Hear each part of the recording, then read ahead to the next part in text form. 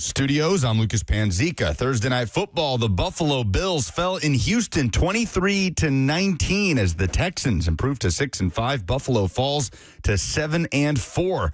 The Texans defense making a late stand and forcing Josh Allen into 2 interceptions. The Titans are back home this Sunday hosting the Seattle Seahawks. Alec Iomanner once again did not practice yesterday. Interim coach Mike McCoy will update injuries coming up after noon.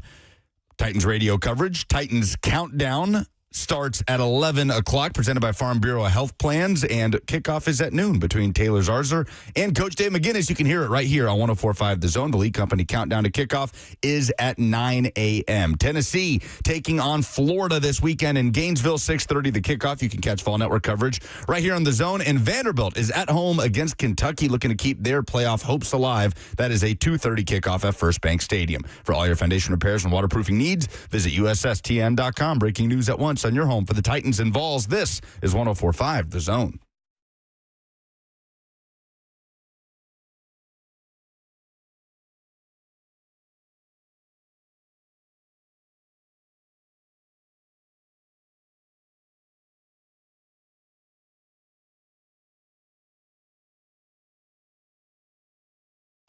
Happy Friday. Hope you enjoyed an interesting Thursday night football game last night. We got high school football on deck today. Lucas is on the call at Page High School for My TV 30. You can catch him and the rest of the crew this evening. 615-737-1045 is the number if you would like to participate. We will get into Tennessee's trip down to Florida. Chris Doering, the former Florida wide receiver, now SEC Network and ESPN pundit, will be here with us in just about 18 minutes from now. Always good to hang out with Chris. How many guests do we have? It may be just Chris Doering and Josh Pate, that when they wear their normal attire, which for Pate is a white T-shirt, for Doering usually it's a, do we still call them wife beaters? What do we call them? We don't call them that. I got fussed at for that. Really? Yeah, I wouldn't do it again. What do we call them? What are these shirts? Tank top? That seems not right. Undershirt? Either way, Chris Doering, not scared to show the people what he's working with. Josh Pate either. So we'll look forward to Chris Doering and his football analysis later on in the show. 615-737-1045 is the number if you would like to participate. Facebook, YouTube, Twitter, and Twitch. Coach Mack will be here. Brett Kern will be here. Back from his charity golf trip. We do have confirmation that Brett Kern will be here, so we won't just lie to you for the first 2 hours and then say, oh, we forgot Kern's golfing today, like we did on Monday. The internet says that they have started doing something akin to PETA. You know how PETA has the sayings, like instead of killing 2 birds with 1 stone, it's like they have another saying that's more appropriate. Somebody on YouTube said spouse corrector. The internet is saying that those shirts are called wife supporters now. Oh, good. Nice change of pace. Good. Or just tank top. Yeah, tank top's fine. We'll go with tank top. Thursday night football. How about the Texans? They are now over 500. They have won 3 starts with Davis Mills. Are the Texans? I asked this question yesterday. I'll ask it again. Are the Texans better with Davis Mills than they are with C.J. Stroud? Because at this point, I don't know if it's not a significant enough sample size to say that their offense is significantly improved with one quarterback over the other.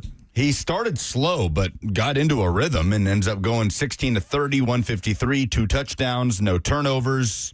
And that Texans defense, for real. I thought when the Bills converted the awesome hook and ladder on 4th and 27 to Khalil Shakir. I mean, when's the last time you saw a hook and ladder executed like that in the NFL? Just so cleanly, right? That was perfect. They got the perfect coverage from the Texans to execute it.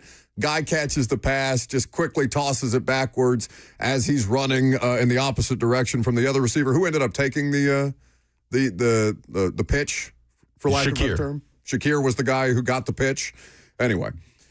Yeah, to your point. Awesome play. Yeah. So, Josh Allen, unable to do the thing that Cam Ward was able to last weekend. That's really how people are talking about this game, is what it sounds like. Is that? Yeah, the Titans played the Texans closer than the Bills did.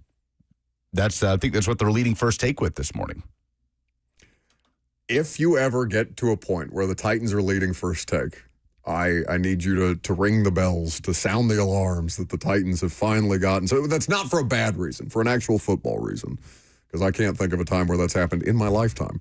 I mean, this is it. This is the one. And by the way, the most important morning show in the country. If you're not paying attention to First Take, what are you doing? Yeah, clearly, Stephen A. just appalled that an athlete could suggest that they don't watch First Take each and every What a ridiculous thing for Stephen A. to say. He's in meetings at 10 a.m. Just so absurd. Absurd. You know what? I kind of love it. It's just like the level of self-involvement. As somebody who is very self-involved in my life, I can recognize the behavior, but my God, is that the final boss of ego? Well, for those who don't know, Drake May was asked about, so Cam Newton had some criticism for Drake May, or he called the Patriots and Drake May fool's gold on First Take. Right. Okay. And Drake May was like, I don't even know what show he's on, kind of just waved it off. Yeah. And Stephen A. on First Take was not antagonistic. No. Loves Cam Newton He from grew North up Carolina. idolizing him. It's his hero. Yeah, he literally okay? does the Cam celebration, the Superman celebration. There was nothing antagonistic in the direction of Cam Newton or really First Take. And then Stephen A. says, Drake May is a liar. First Take is the #1 morning show. Don't tell me you're an athlete and you don't know that. Don't tell me you're an athlete and you don't know that Cam Newton is on this show. You're lying. Like, that is the most insane. You're lying. That is impressive levels of self-involvement, the likes of which we have never seen. I'm not even mad at him. I'm just impressed, Ron Burgundy. Anyway, I am also impressed with the Texans defense, who is just ungodly. So there was a graphic last night that Amazon Prime put up that Kaylee Hartung was citing, and I think this was prior to kickoff, where the #1 defense in terms of scoring defense and total yardage has never missed the playoffs. And so at least right now, the Texans are holding serve. They get a head-to-head opportunity over the Bills, and they take advantage of it. And 8 sacks of Josh Allen last night. By the way, thank God Josh Allen's not seriously hurt on that scramble drill where he's trying to extend the play, and I believe it's Will Anderson Jr. that gets him from behind as he's just getting ready to release the ball. It's honestly a miracle he didn't fumble the ball in that moment. I don't know how the hell the ball didn't come out when Will Anderson took Josh Allen to the ground, but he landed on his hand. I thought he might have broken some fingers for a second. He trots off to the sideline. He comes back in for the very next series, so we are spared the Bills' Mitch Trubisky experience. But I don't know if there's a greater collective gasp moment across the NFL when you see a star quarterback of a team that you want to see have that star quarterback the whole way through. The Bills are a playoff team, and I mean, should be a playoff team moving forward, despite suffering some setbacks here. I feel like America just kind of grasped its chest yesterday when Josh Allen went down for a moment in time. The Bills, are they in trouble? Well, yeah. I think they're in some trouble. Like, at some point, the wide receiver thing is an issue. Keon Coleman, once again, did not play a healthy scratch again yesterday. And I don't know. It's just been such a weird year for both Buffalo and Kansas City. So, I mean, for Kansas City, it's a year that it would be normal for anybody but them, right? That you would see some level of regression that's at some point after, when was their first Super Bowl? 2019 with Mahomes is the first time they won it.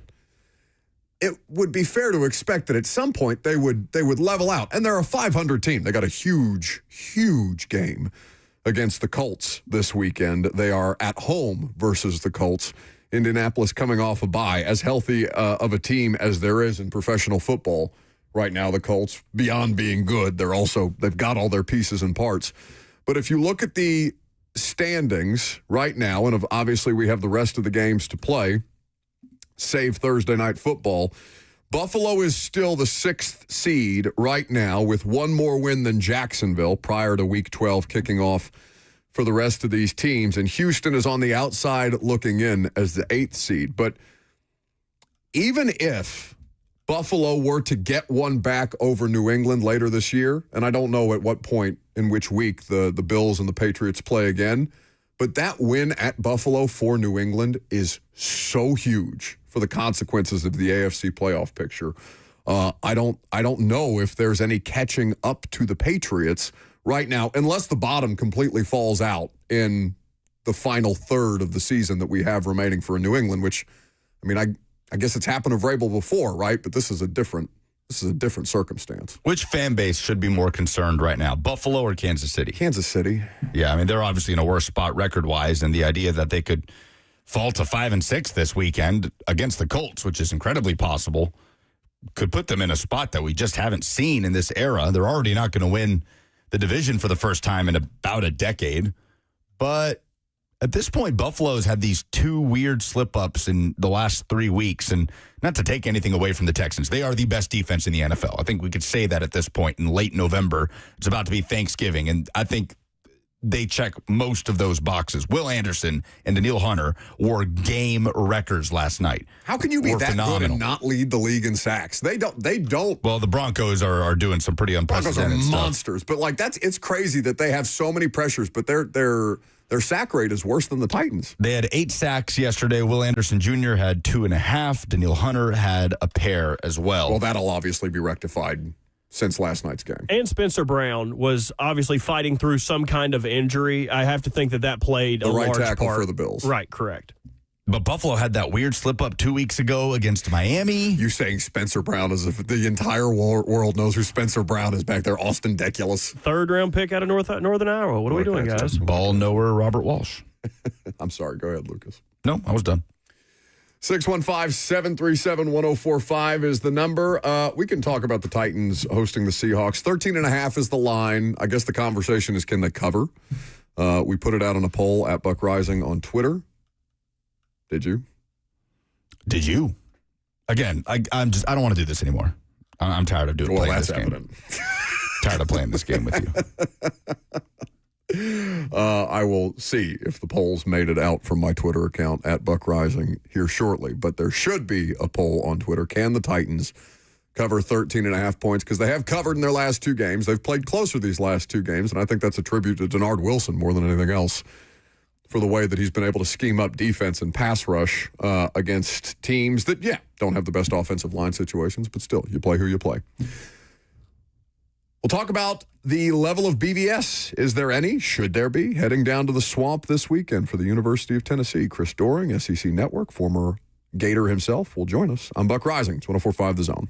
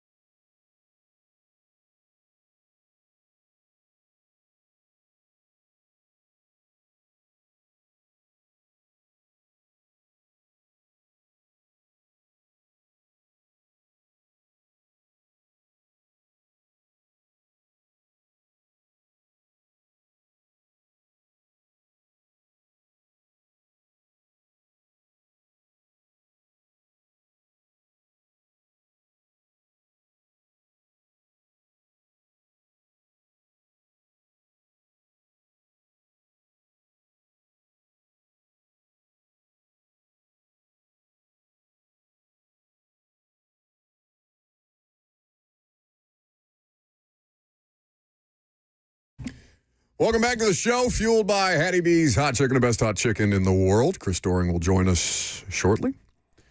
Talk about this trip down to the swamp for the Tennessee football team. No movement on the Lane Kiffin front as of this morning, other than apparently he was reported to have met with Florida at some point yesterday. I didn't hear Stephen Gottfried's visit with the morning show, but Will told us that apparently Florida is considered to be third in the pecking order for the services of Lane Kiffin, with LSU being first and Ole Miss sandwiched in between. We talked about this yesterday a little bit, how Ole Miss fans must feel about this, and Ross brought up the idea that would Lane Kiffin be able to, enter the state of Mississippi without consequence for a period of time? Should he up and leave them before the playoff begins? It's going to be a fascinating dynamic because on the one hand, he is the person most responsible for the best football success that program has had. On the other hand, if he leaves them high and dry for the hotter girl, what do they care if he is, at least in the immediate, what do they care if he was the person most responsible for their greatest football success? Trying to think of a good example. I think Nick Saban is one that comes to mind. In Miami? No. LSU. He didn't up and leave before the most important stretch of the season. That's what kind of puts an interesting wrinkle into this. But he brought LSU back to national championship success, something they hadn't seen in decades. LSU's football program quietly was in the dumps in the 90s. And Nick Saban brought that standard and then bolted to the NFL when he repeatedly said he wasn't going to go to the NFL. So I think that was part of it too. And then obviously coming back as the coach at Alabama and whipping up on LSU for year over year had made Nick Saban a bit of a villain for LSU fans for quite some time. But I'm trying to think of an example of this, a legendary coach at a certain program that bolts for what is theoretically a better job. But it's that dynamic of all of this happening in late November. And it's not Kiffin's fault because that's the calendar and that's just the mess that we're in college football. But I don't know how Ole Miss fans would take it. I think it would be such a polarizing topic in Oxford. Well, we can ask Chris Doring of the SEC Network and SiriusXM, who joins us now. It's always good to see you, buddy. Thanks for taking the time. I know you're busy on this Friday morning, especially ahead of a fun weekend of games as the regular season wraps up. How do you think Ole Miss fans will react should Lane Kiffin leave them high and dry, if that happens? We don't know yet. Here's the deal. It is a polarizing topic, and I've been very passionate about this. I think Lane Kiffin's handled it perfectly. I think he's said everything he's supposed to say. I think he's kept the focus on where it needs to be.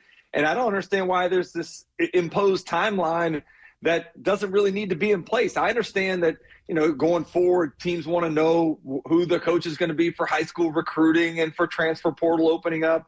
But you go through high school recruiting to sign great players. You go through the transfer portal to bring guys on that can help make your team better. In fact, you go out and get a coach to help win you 10 games to get you into the playoffs to hopefully win a national championship. Lane Kiffin has done all of that now. So the fact that you're worried about a commitment for next year when everything you do all of those things for is to put you in a position to where you are right now, I think Ole Miss would be making a huge mistake if they try to force Lane Kiffin's hand to make a decision right now. He's doing what we tell everybody else to do, and that's be present and let the things happen in the future play out at that later date. Chris, how do you, in this current landscape, what do you look at to gauge what's a better job between Florida, LSU, and Ole Miss? A conversation that wouldn't even have been a conversation even a decade ago, right? But It's different now. How do you what lens do you look at that through in this landscape for Lane? It's a great question because I've heard, being close to the Florida program, I've heard people say it's a no-brainer. Florida's program's way better. We've won 3 national championships. I've heard LSU talk about, their last 3 coaches before Brian Kelly all won national championships.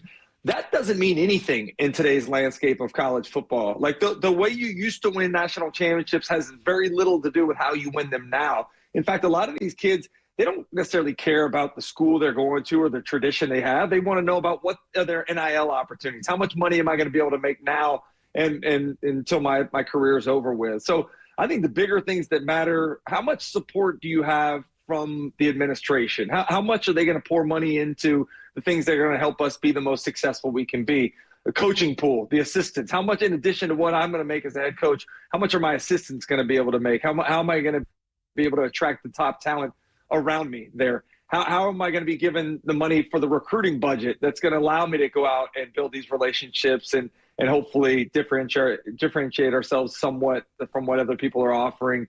Those are the things I think that play in. And for a coach like Lane Kiffin, how much control are you going to give me? Do I have the keys to the entire kingdom? Am I allowed to basically do everything I need to be successful? I think that's one thing that Keith Carter and Ole Miss have done very well is they've allowed him to be the star there. I mean, how many times it's not the athletic directors or the presidents, it's the head football coach that's basically the face of a university.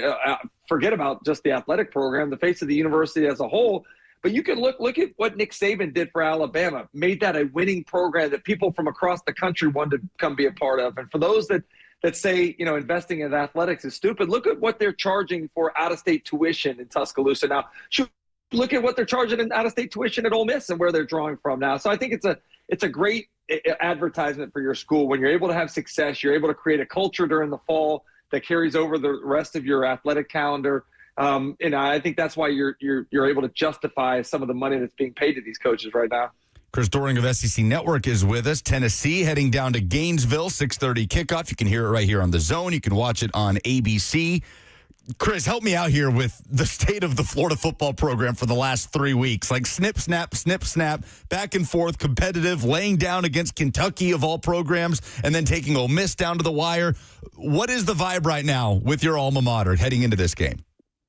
Yeah, I think there's a lot of apathy around the Florida program right now. I mean, just from my own perspective, I wasn't overly excited about, the game last week against Ole Miss. I was hoping that they would win, but, it wasn't necessarily that I was living and dying by the way that I have, former Florida teams and games in the past. But, it makes me sad, too, because you guys, I've talked to you before about it. I love the Tennessee-Florida rivalry. It was one of the most important during my career at Florida.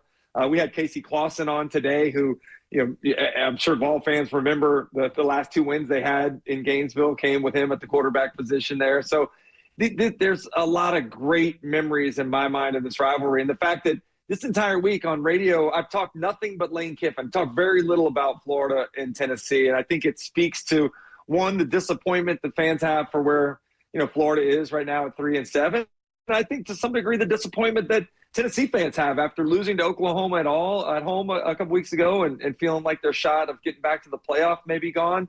It's a very real conversation that Eli Drinkwitz brought up a week ago when he talked about this idea that it's college football playoff or bust. Tennessee has a great chance to still win 9 games this year. They could knock Vandy out of the playoffs next year. They could go get a win in the swamp, which Tennessee teams in the past have had a hard time securing. So there's still a lot to play for. And from that perspective, and if you're Florida, it's much more like the NFL. I remember playing in the league. It was always a matter of you're representing yourself every time you put your play on tape. And so these players, some of them will be auditioning for whoever the next coach is at Florida. Some of them will be having an opportunity to, go out and test the free agency market when it comes to putting the name in the transfer portal. So I think there's a lot of pride on the line for both of these teams. You can catch Chris Doering on the SEC this morning on SiriusXM. Of course, you can see him on ESPN and the SEC Network as well. At Chris Doering is where you follow along on social media. The Florida defense, though, Chris, like I know that Ole Miss, has struggles from time to time, and it should have been a more dominant win for them, especially given what they're trying to accomplish, what they're working towards at this point, and the criteria that at least the committee is telling us that they're evaluating these playoff teams by. I can't help but be impressed with the Florida defense, even though I understand what they are that they're having to carry the weight of what they're not getting of the disappointment the offense and DJ Lagway has been this year. Yeah, the defense has really been the one constant throughout the entirety of the season. And it's funny because ironically we were talking about DJ Lagway and the offense in the offseason, how good they were going to be, but the defense has been the shining star.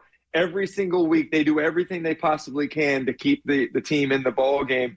and ultimately, just offense can't make enough plays to complement what the defense is doing. And that's what was so surprising about the Kentucky game, to see the Cats rush for over 200 yards, to put up 38 points on Florida's defense in that game. I think it was just a bad combination of, coming off a disappointing loss to Georgia the week before, losing some of that interim coach energy that you had in the first game after firing Billy Napier, and just really a total depletion of talent on that side of the ball on the injury report. So, I did see Caleb Banks' name was not on the availability report. Maybe he comes back and plays after having a foot injury that's hampered him a lot of the year. But the defense has been fantastic this year. So credit to Ron Roberts for the job he's done on that side of the ball. Yeah, I want to go back to what you said about Tennessee fans and their level of disappointment of how things have played out. Because it seemed after the Georgia loss, Vols fans felt better than they had any business feeling, maybe, because, yeah, we lost to Georgia at home by a field goal, but we were in it until the end. Oh, my God, look at this Joey Aguilar guy. Maybe he's a better fit for Josh Heupel's offense than Nico Iamaleava was. Like, it started the optimism uptick, but if you told me at the end of the season, no matter how they got there, that the Vols won 9 games given everything this offseason was, I don't know what's fair as far as disappointment. You can't change how fans feel, of course, but I feel like this is just kind of what we expected them to be at some form or fashion. Yeah, I thought they were going to take a step back anyway, even before Nico Iamaleava decided he was leaving. It was going to be tough to duplicate what they did last year. This is a very competitive conference, as you're seeing. Like, I've talked a lot about the teams that have the potential, the number of teams to get to 10 wins this year, but look at the other half. I mean, Florida's at 3-7. There's a number of teams. We're not going to fulfill our bowl obligations as a conference because of the cannibalism that took place on the bottom half of the league. So, yeah, it's if Tennessee can do what they are on the cusp of doing, and that's winning 9 games after losing Nico Iamaleava. And let's not forget, I thought this program, I thought Josh Heupel gained a lot of respect nationally for drawing a line in the sand and saying, hey, we're not putting up with this anymore, cutting ties with him, identifying a guy in Joey Aguilar. I thought we were all like, who the hell is this guy? What's he going to be? And he arrived on the scene, putting up big numbers from the first game of the season against Syracuse. So I think this is one of the best coaching jobs in the conference this year, what Josh Heupel's been able to do.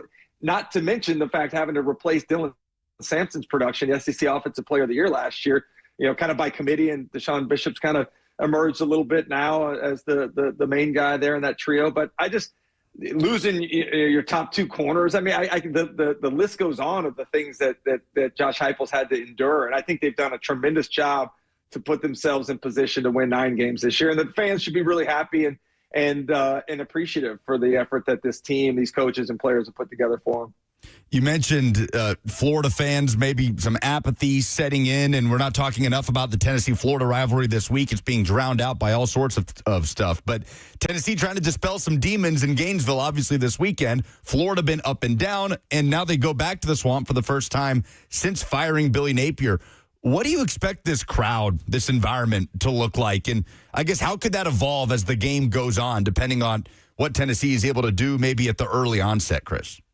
Yeah, it's funny, man. And I think this was true probably for a lot of SEC schools prior to COVID. The attendance was starting to wane a little bit. There was some disinterest in being a part of the game day atmosphere. And then all of a sudden COVID hits and you can't go out there. I think there's a new appreciation for what it means to be able to gather together in concerts and athletic venues. The Swamp, I grew up in the stadium, man. I'm biased as hell, but the impact, you guys know, I mean, the straight up and down structure of the stadium, how close it is to the opponent's bench, the way that noise stays in there. Like it really is one of the best home field environments in all of college football.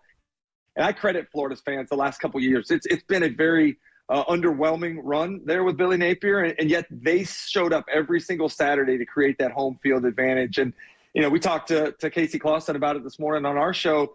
It truly is one of the most difficult places to play. And I think that if you're talking about wanting to show Lane Kiffin or any other coach out there, like this is what you can have, it's important that the fans show up and show out and create that environment. And I credit Florida fans for doing that this season.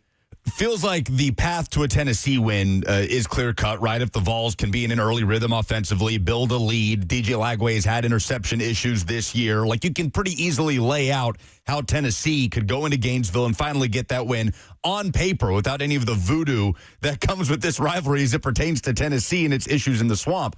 But for Florida, what would have to happen, Chris, in your mind, for the Gators to get out with a win? Well, I mean, Florida's, 3-point underdog? Yeah. So it's not like it's this massive upset if Florida is able to win. But I would say, first and foremost, Tim Banks, you can bet defensively. Like, if he plays cover one and even worse, presses Florida's receivers, then he's the dumbest coordinator in the history of college football. Because you go back to Texas A&M, early in that ball game, they're playing press coverage on the outside. DJ Lagway hits them over the top for 2 long plays.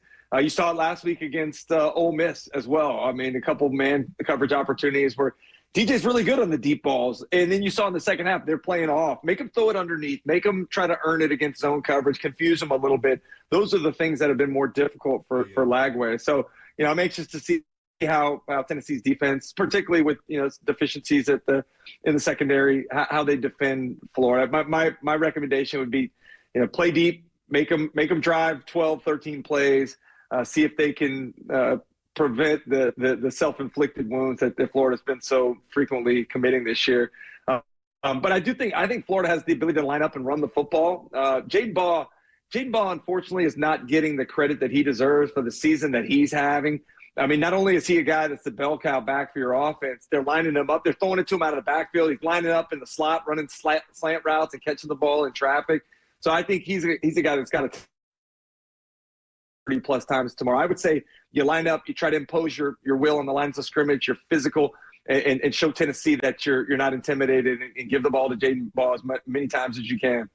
Our friend Chris Doering of the SEC Network, ESPN, and Sirius XM is kind enough to give us some of his time this morning, talking a little SEC ball. Vandy is still alive, but has a rooting scorecard, for lack of a better term, moving forward for their playoff hopes at this point. They have to first get by Kentucky, who I don't know. How do you view Kentucky since they put Cutter Boley into the lineup, Chris? Because it does seem it's not fixed all the problems that they have, but it does seem to have gotten them moving in the right direction. How do you like the matchup?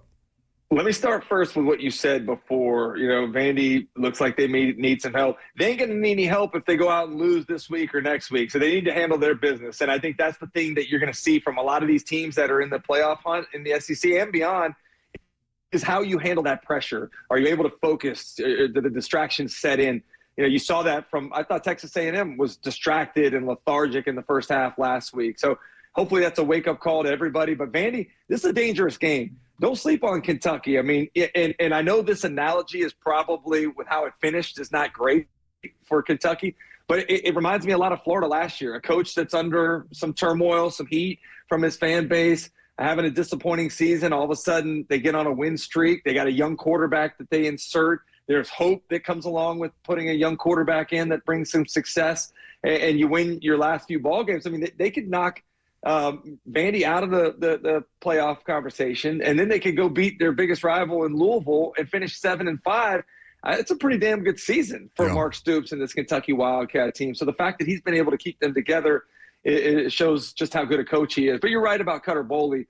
Not only does he bring hope, he brings some explosiveness into the offense, and there's some talent at the receiver position that wasn't being utilized earlier in the year. So they've been able to maintain who they are as a team, and that's a run the football, be physical on the lines of scrimmage, and then take advantage of some opportunities throwing the football. But this is going to be a tough task for Vandy's offense, because that front seven for Kentucky is incredibly physical. You're going to see them be disruptive as well. And this is going to be a 4-quarter ball game. I hope for Vandy's sake they're able to find the way to make plays down the stretch, but this is not an easy game by any means for the Commodores.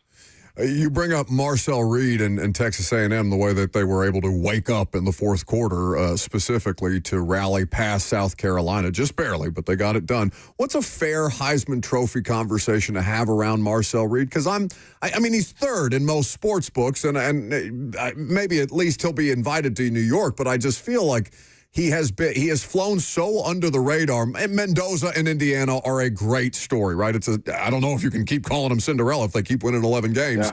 at this point in time. And all Julian Sayin and the defending champions in Ohio State have done is just roll through their schedule. But what's a fair Heisman Trophy conversation around an undefeated quarterback in the SEC?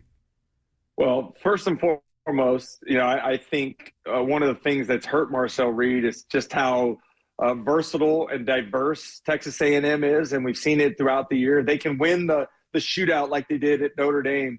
They can win a low-scoring game like they did against Auburn. This is a team that's very adept at finding ways to win, the way other people want to play them. So I think that's a compliment to who they are as a team.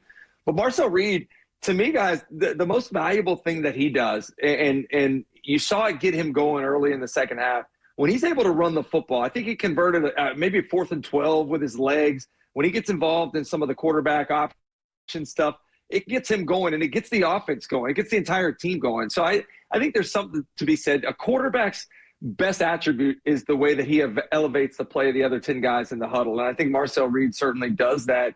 But I think, you throw I like Mendoza. I like saying you throw those guys into the schedule, even as weak as A&M's conference schedule has been this year.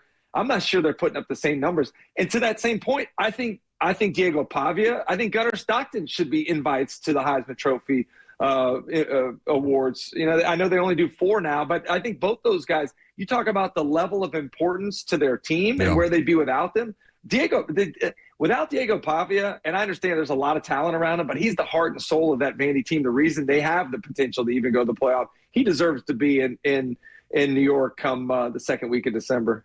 Well, we'll be watching this weekend, Chris. We do appreciate your time. Enjoy the football. Best of luck to your Gators. I know that makes Lucas cringe when I say that. He talks about it as if there's some kind of gypsy curse on the Tennessee team. There is. Going down there. Voodoo is how he... I hope they keep believing that, because the more they talk about it, the more they get in the head of the Tennessee folks. Oof. It's unbelievable. Also, please keep an eye on Slay for us. I was worried that he was going to blow out his knee again on the SEC Network set with Alyssa when they did that headbands bit the other day. I'm kind of worried about the big man. He's the best, man. And one of my favorite parts of going, I love going to Nashville anytime, but going to the SEC basketball tournament the last couple of years has been amazing, mostly because I get to go out with my guys Slay. So that's really the highlight of my week there. Yeah, it's not for the faint of heart. If you've ever been out with Ron Slay, you got to know what you're signing up for. Chris. Lukewarm Tito's. Yeah, a whole lot of lukewarm Tito's. God, that just sent a shiver down my spine. Too early for that, yeah. Thank you, Chris. We appreciate it, brother. Thank you. That's Chris Doering of the SEC Network. Coming up next, we'll stick with the theme of college football. Lucas has an SEC stat of the day.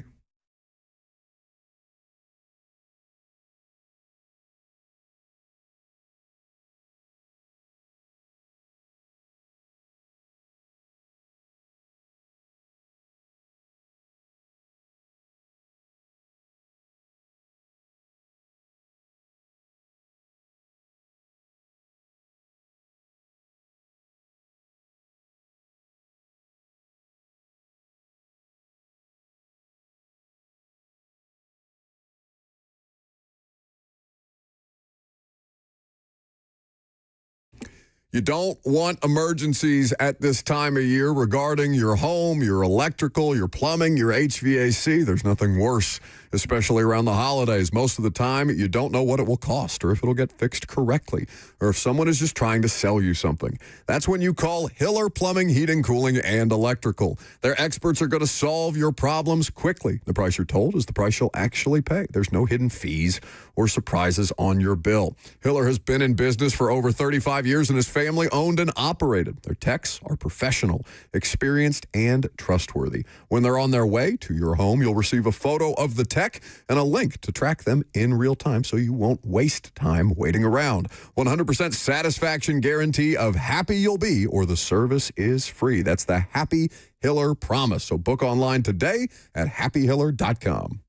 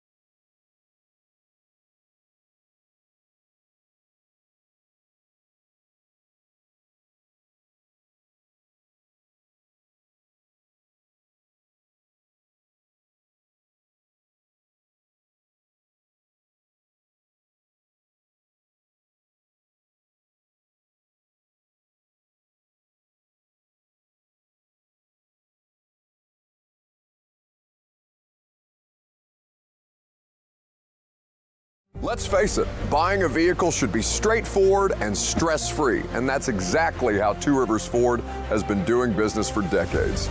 This locally owned dealership has a non-commissioned sales team whose only focus is to find you the right vehicle at the right price without the pressure.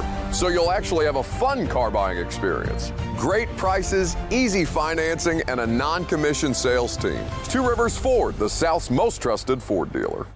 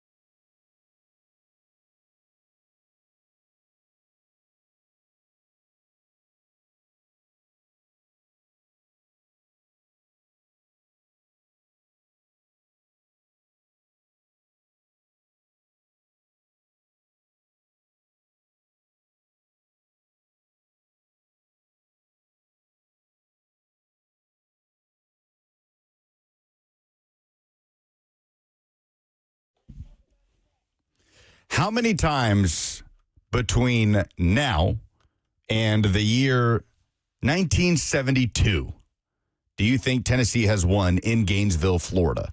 A matchup that started to be played annually in 1990. Divisions came into play in 92. That kind of cemented it as an annual matchup, but they did face off in 1990 and 1991. And they played 5 times between 1972 and that 1990 season. I'll go with 9. 9 times since 1970? That's my guess. 1972. 1972. Robert says 9. I'll say 12. 2. Whoa! 2. I was trying to count it on your computer screen. It was like you just punched me in the sternum. That's in Gainesville. What? 2. Are you no wonder you think it's like voodoo. My God. I mean, he said Casey Clausen. That's what, 2003? Tennessee beat Florida in Gainesville in 1971, 20-13. Then they played in 76, they played in Gainesville in 77 and 85 before it was entrenched as an annual thing. And that's right. The only wins Tennessee has had in Gainesville since after that 1971 season were 2003 and 2001 and 2003, with Casey Clausen as the quarterback. All right, I don't blame you anymore. That is why, and it's been every which way, right? Every way you could possibly fathom for Tennessee to lose in Gainesville has happened. They've had blowout losses. They've had heartbreaking Hail Marys. They've managed to blow fourth quarter leads, what have you. So that kind of colors the discussion around this rivalry as it pertains to Tennessee fans going into the Swamp. Now, Tennessee players, I would hope, don't care about that. In fact, Tennessee players, for the veterans on this team, have beaten Florida 2 of the last 3 years. So this is absolutely for them a game they should win, but this is an all-time high BVS kind of game. More so than even the Alabama matchup. Alabama beat the crap out of Tennessee for 15 years because Bama was the best program in the country, and Tennessee was in the basement. Whereas Tennessee has lost to multiple Florida teams that it probably should have beaten over the years, thus the BVS. All that aside, the stat of the day here is about Joey Aguilar, who has thrown 5 interceptions in the last 4 games. He's thrown 2 in each of the last 2 games. In the first 6 games of the season, Joey Aguilar threw 5 interceptions, but many of those were not on Joey Aguilar. It never felt like he was consistently putting the ball in harm's way. You would have a receiver slipping here. There were picks where a receiver just straight up and went through his hands and into the hands of a defensive back. Batted balls at the line of scrimmage. I'd say maybe 2 of his first 5 interceptions of the season were legitimately on Joey Aguilar.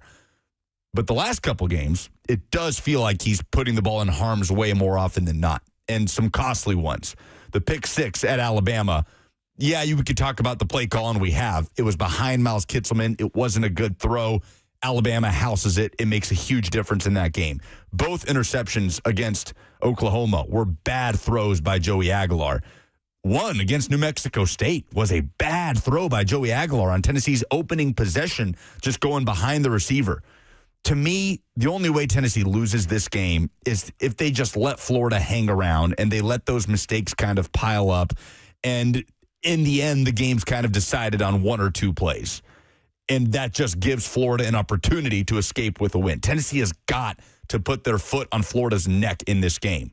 They have to force DJ Lagway into mistakes. He has been a turnover-riddled quarterback this season. I can pull it up. I don't have it off the top of my head. I think 13 interceptions, and he's had some absolute meltdown games. He had the 5 picks against LSU. He had the 3 just the other week against Ole Miss. Yeah, 13 picks this season, and that goes back to last season. That's kind of been the story of Lagway's career, early in his career. Very talented player, but he threw 9 interceptions in a limited sample size last year, and he's up to 13 this year.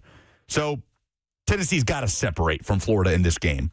Don't give fans a reason to stick around. Take the oxygen out of that stadium. Because if you let the Gators hang around and you shoot yourself in the foot and you mess around in this game, then you're just begging for another disaster in the swamp.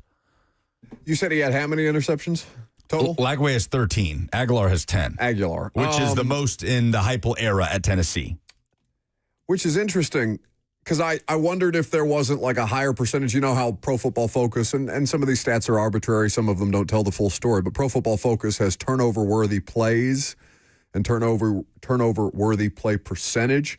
His turnover-worthy play percentage is 2.1. It's among the lowest in college football among qualified players who have a turnover-worthy play so far this season. Yeah. Or have played enough snaps. It's not been an issue until like the last couple weeks. Well, because I was curious to know, okay, was he maybe putting the ball in harm's way and they just weren't coming up with it early in the season? But no, it's definitely back heavy, as you pointed out.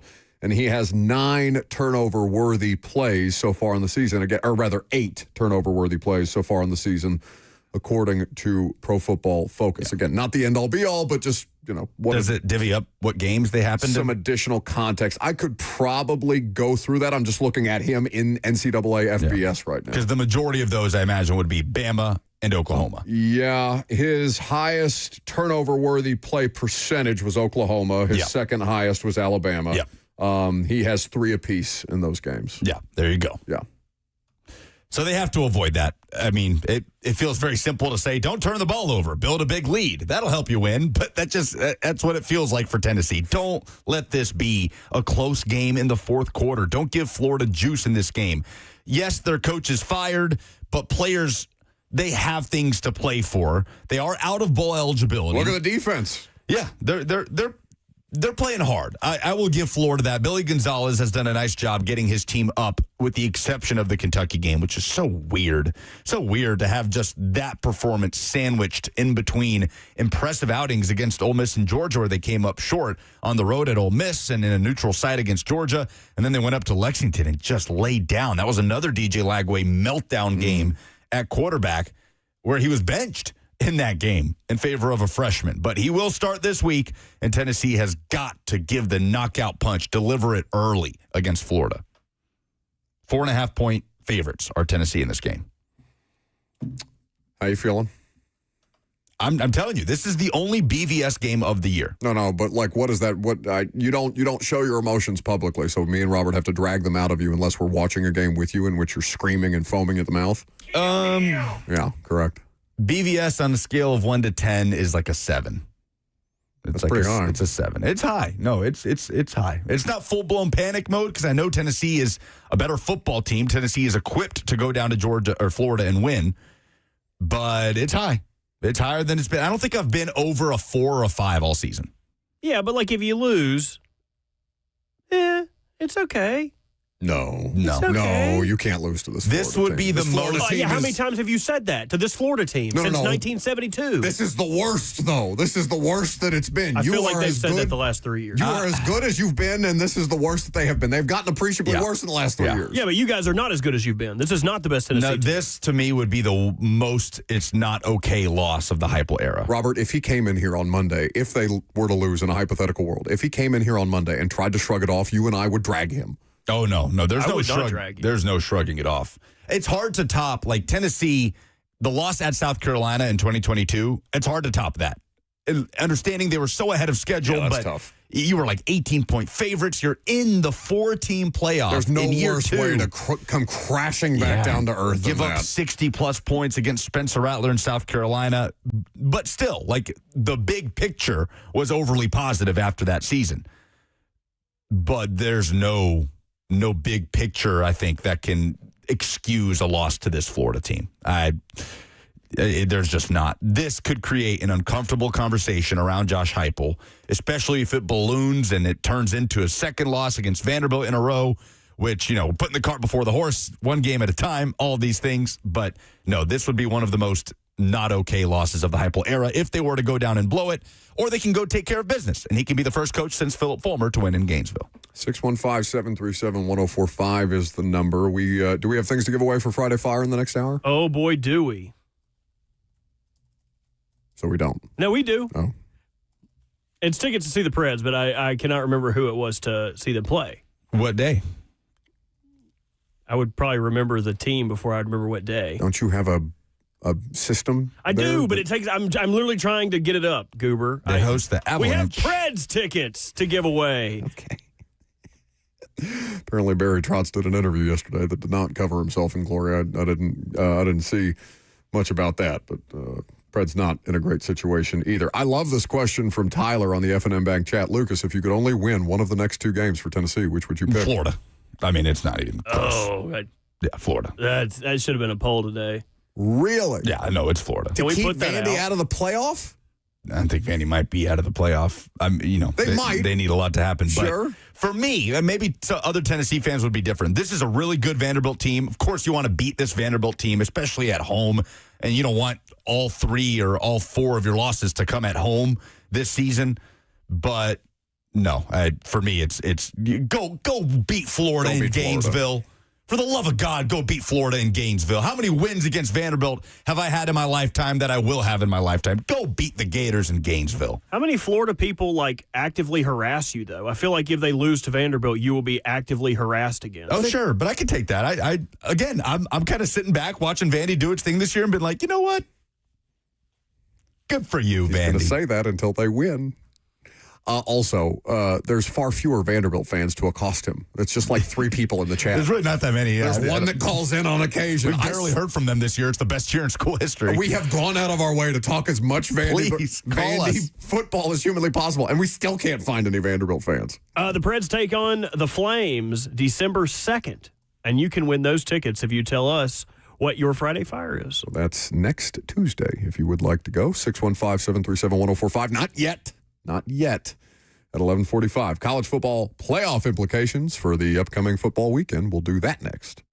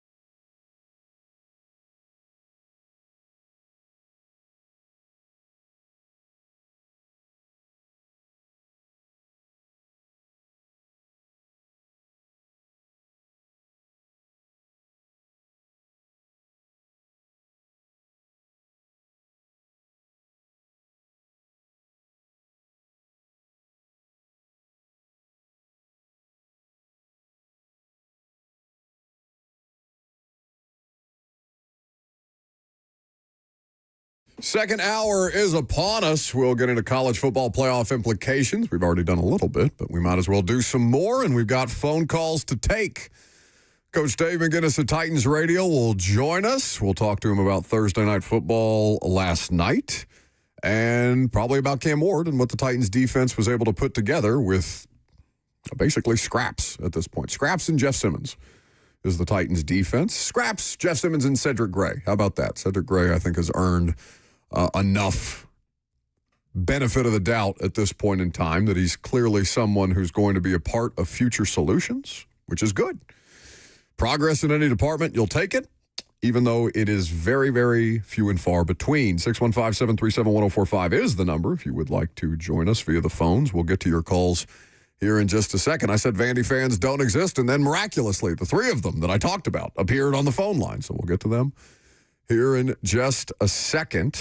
And we have Friday Fire at the end of the hour for the opportunity to win some Preds tickets to see the game against the Flames at Bridgestone Arena on Tuesday, December 2nd. So not next Tuesday, but the following Tuesday. Should we start with the Vandy calls, or you want to get into college football playoff implications first? No, let's hear them. Okay, your boy, Eli, in Nashville, is a Vandy fan. Gentlemen, Lucas, I hope we're having a good Friday. I just want to say, Doors, best team, best football team in Tennessee. You know, Diego Pavia's putting up 800-plus in the last two games before the bye weekend. Kentucky's going to be no different. I expect a statement game out of Diego. Probably going to put up 450 yards total. And then Tennessee, we're going to be sipping them smoky tears, baby. Doors by 100. Eat it. I do wish we were on the air more leading up to the Tennessee-Vandy game. I'm fascinated to see the discourse. What do you mean? Well, we'll be off. It's Thanksgiving week, so we're off after Wednesday next week. Oh, really? I wish you wouldn't have told him.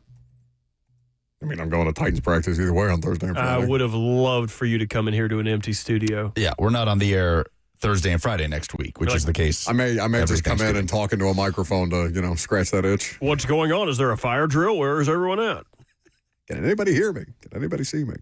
I like Vandy fans talking crap, though, because, it's just the one. It's just the same one that calls us all the always time. Eli. Yeah, but we are going to get more, though. This is what I'm saying, though, because, the fear that Lucas felt in the 1045 is not the fear that he feels when talking 2 weeks from now when he talks about Vanderbilt. So I would love Vanderbilt fans to come in and make him afraid. Make him scared. Yeah, but we're talking about decades, man, of pain in Gainesville. It only takes 1 second for you to feel new pain. Sure. Do not underestimate, as a sports fan. Yeah, why would you discount old pain or discount new pain just for the sake of old pain? I've been feeling this pain. Oh, this one's going to hurt newer. Because if you beat Florida and then you lose to Vandy, you're going to be pissed. Yeah, but that's not how trauma works. Trauma builds up over time. Oh, please explain to me your trauma. You're cool starting the trauma snowball? If this is what starts the Vandy trauma, and you'll look back and be like, God, I was so naive. The naivety of me as a young man thinking that Vanderbilt wouldn't be able to usurp our spot in Tennessee. Why are you trying to shove a bunch of words in there? All right, I'm done with him today. Maybe I'm alone in this. I'd love to hear from other Vols fans. 615-737-1045. Yeah, we don't get enough of those. See, that's that's what he's trying to do now. You would have outnumbered. I would love to hear some Vols fans laugh. But maybe I'm alone between, would you rather, if you had to pick one, lose to Florida or Vandy, I want to beat Vandy. Either way, it's an uncomfortable discussion in the offseason. If you drop either one of those games and you finish 8-4, and then you see what happens in the bowl game. But for me, I just want to win in Gainesville. And yes, I want Tennessee to beat Vanderbilt. But if Tennessee is going to slip up against the best Vanderbilt team we've ever seen in the modern era, so be it. I would take that over yet another ridiculous loss in the swamp against a 7-loss Florida team. Maybe I'm alone. I think you're looking at it kind of flatly, one loss equals another win. So say you barely beat Florida, but then that means you get roundhouse kicked by Vanderbilt, 45-10. You would be okay with that. So a 17-13 win over Florida is okay with you if it means you get shellacked by Vanderbilt. They both sound terrible. They both sound so awful. What sounds worse, that or my laugh? Your laugh. It's awful. It's- My mom was like, you need to go to the hospital. I just don't understand why it's so hard to convince you to take modern medicine. I am taking medicine. I have throat coat. Cigarettes and Alani are not medicine. I didn't even have an Alani today, dude. Didn't even have an Alani today. Today. Yet. Mike is just calling generally from the state of Tennessee, it seems. Oh, hello. How are you guys? Well, I just want to say I live in Houston, Texas, by way of Baton Rouge. My number one team is, I believe, purple and gold is LSU, but my number two team always, right up there with LSU, is Tennessee Volunteers. I love the Tennessee Volunteers. So saying all that to say this, Ole Miss, keep that beady-eyed traitor up there or send him to Florida. I do not want that beady-eyed traitor down there in Baton Rouge, or I'll probably end up going to jail for throwing a bottle of mustard out on the field. Yeah, and Florida, this is my opinion. I love that interim head coach. I don't want him to win Saturday, don't get me wrong. But them boys will play for him. That is one hell of a coach. You watch him, the way he runs up and down the field. He kind of remind me of Nick Saban when Nick Saban used to blow his stack and go berserk. I don't know why they would want to get rid of that coach. I don't know why they want to bring that beady-eyed traitor down there. Maybe Florida is Mike's third team. thank you for the call, Mike. We appreciate it. Whenever we go back to talking about baseball, guys, I'm a newfound Yankee and Dodger fan. All right, arbiter of fandom. The Vol Tiger. Now, that's a rare breed. I don't think we've seen one of those. We see plenty of Vol Wildcat. I appreciate the love for Tennessee, but, did you hear the man talk? The Cajun accent? Dude, stick to LSU. It sounds like you were born to be an LSU fan. Oh, so you don't want him in your fan base. You're discriminating. I'm just saying, what are we doing? We don't get to do this. We don't get to do number one team, number two team. Come on. What are we doing? He's got to be the only LSU fan in the world that also has some Tennessee fandom and specifically hates Lane Kiffin for leaving Tennessee in 2009. And also thinks Billy Gonzalez is the next Nick Saban. Because he gets mad after losses. Because he gets mad. I appreciate the call. Call back. I enjoyed that. 615 beady-eyed trader is great. He's talking about Lane. That is. I have not heard that. The Vols / LSU fan combo. But you don't want him. No, just pick one. Come on. What is his name? How am I supposed to get Jake out of that? Dude, we got a caller from Shikaba. I do. The keyboard is messed up, man. I don't know what you want from me. I can't type. Ake from Shekba. I told him in his ear it was Jake, and he had to say. Because I made a face at you. Who is this on your phone? That's a good impression. Oh, that's Cheyenne. You guys sound similar. It's because we're the only two people in your life who nag you constantly, it seems. Jake and Shikaba. If you say so.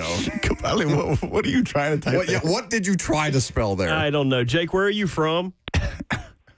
Shelbyville. Okay, see, S-E-S-H-E, and then the K is close to the L, Jesus and then Christ, B. Robert. Shikaba. What do you got, Jake?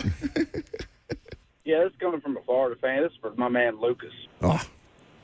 Gator's going to punch you in the mouth tomorrow. Get ready.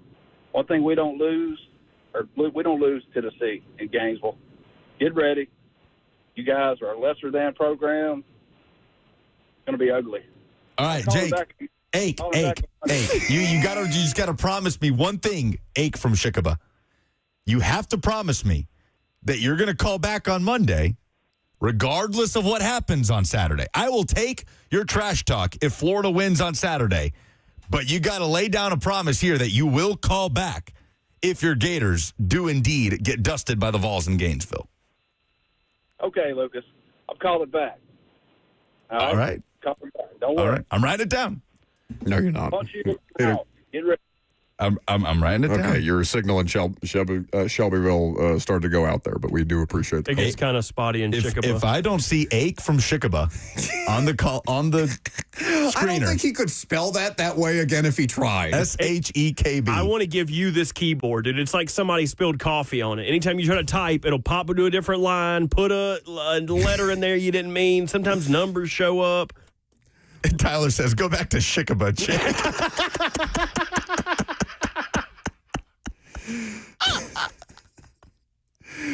This man called in here and said, "We're going to punch you in the mouth, Lucas." That was scary. That might be the most scared I've ever been of a caller. Yeah, he actually sounded very serious. Like he would punch you. He sounded like he would punch you, yeah. Like Eli comes in very playfully, like talking trash. Jake's like, "No, I want to hit you." Well, he says, "Gentlemen," and then he says, "Lucas." Yeah, that's good. That's good stuff. But Ake was like, I want to harm you. Okay, keep disrespecting that man. And when he hits you in the face, it's going to be funny.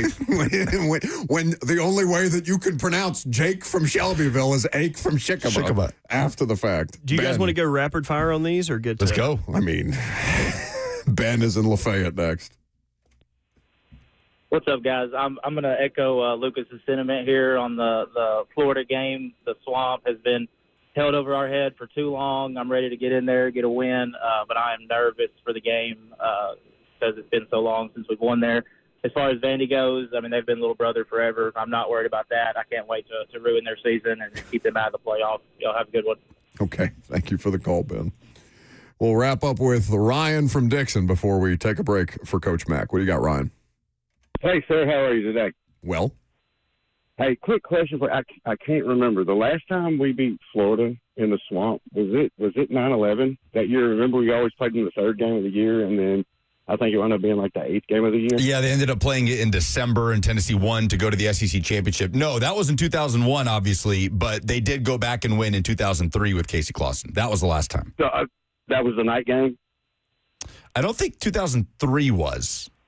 But I was a toddler, so I'm not sure. Okay, so 9/11 was basically maybe the last time we won in the swamp on a night game?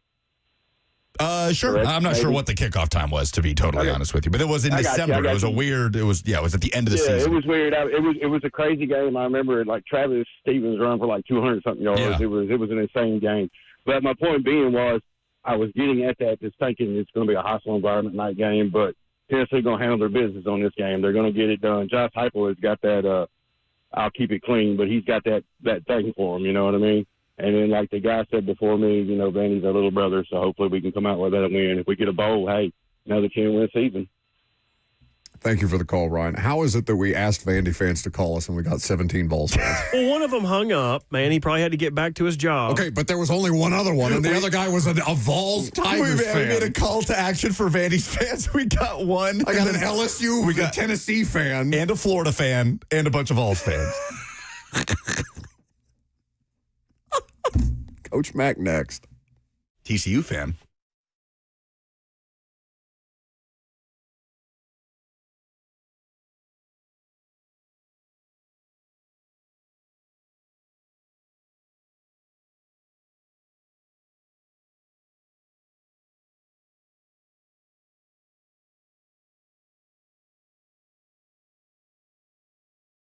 Selling your home can be stressful, but it doesn't have to be.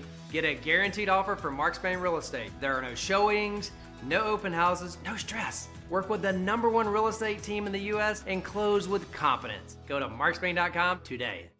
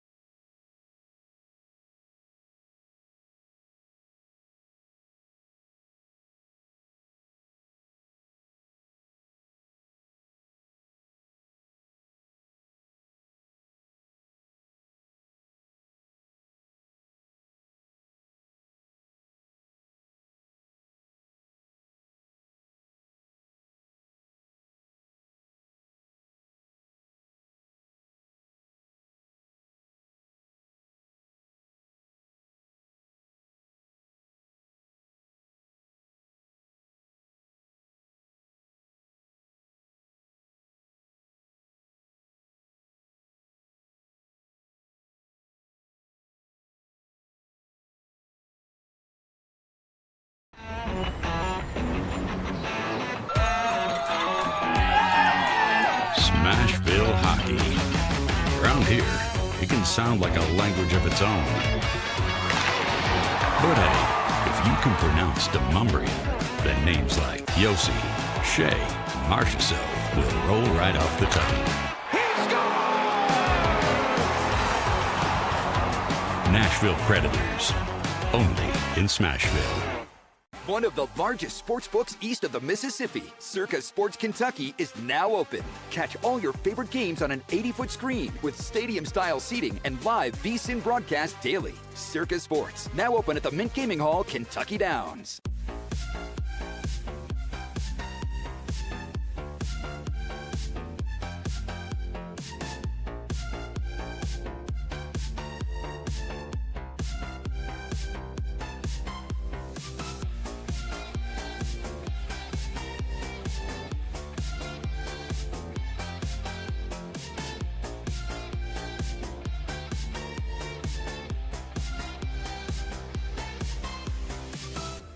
My dad and I used to golf together all the time, but when he hurt his back, it was over. To have your son want to spend time with you is amazing. That's why my chronic back pain has been so heartbreaking. Surgery, fused bones, long recovery. No way, not for me. A friend recommended stem cells, so I gave Kellum Stem Cell Institute a call. I'm glad you're out on the course. Yeah, it's really good. Call the Kellum Stem Cell Institute today. Swing still looks just okay, though.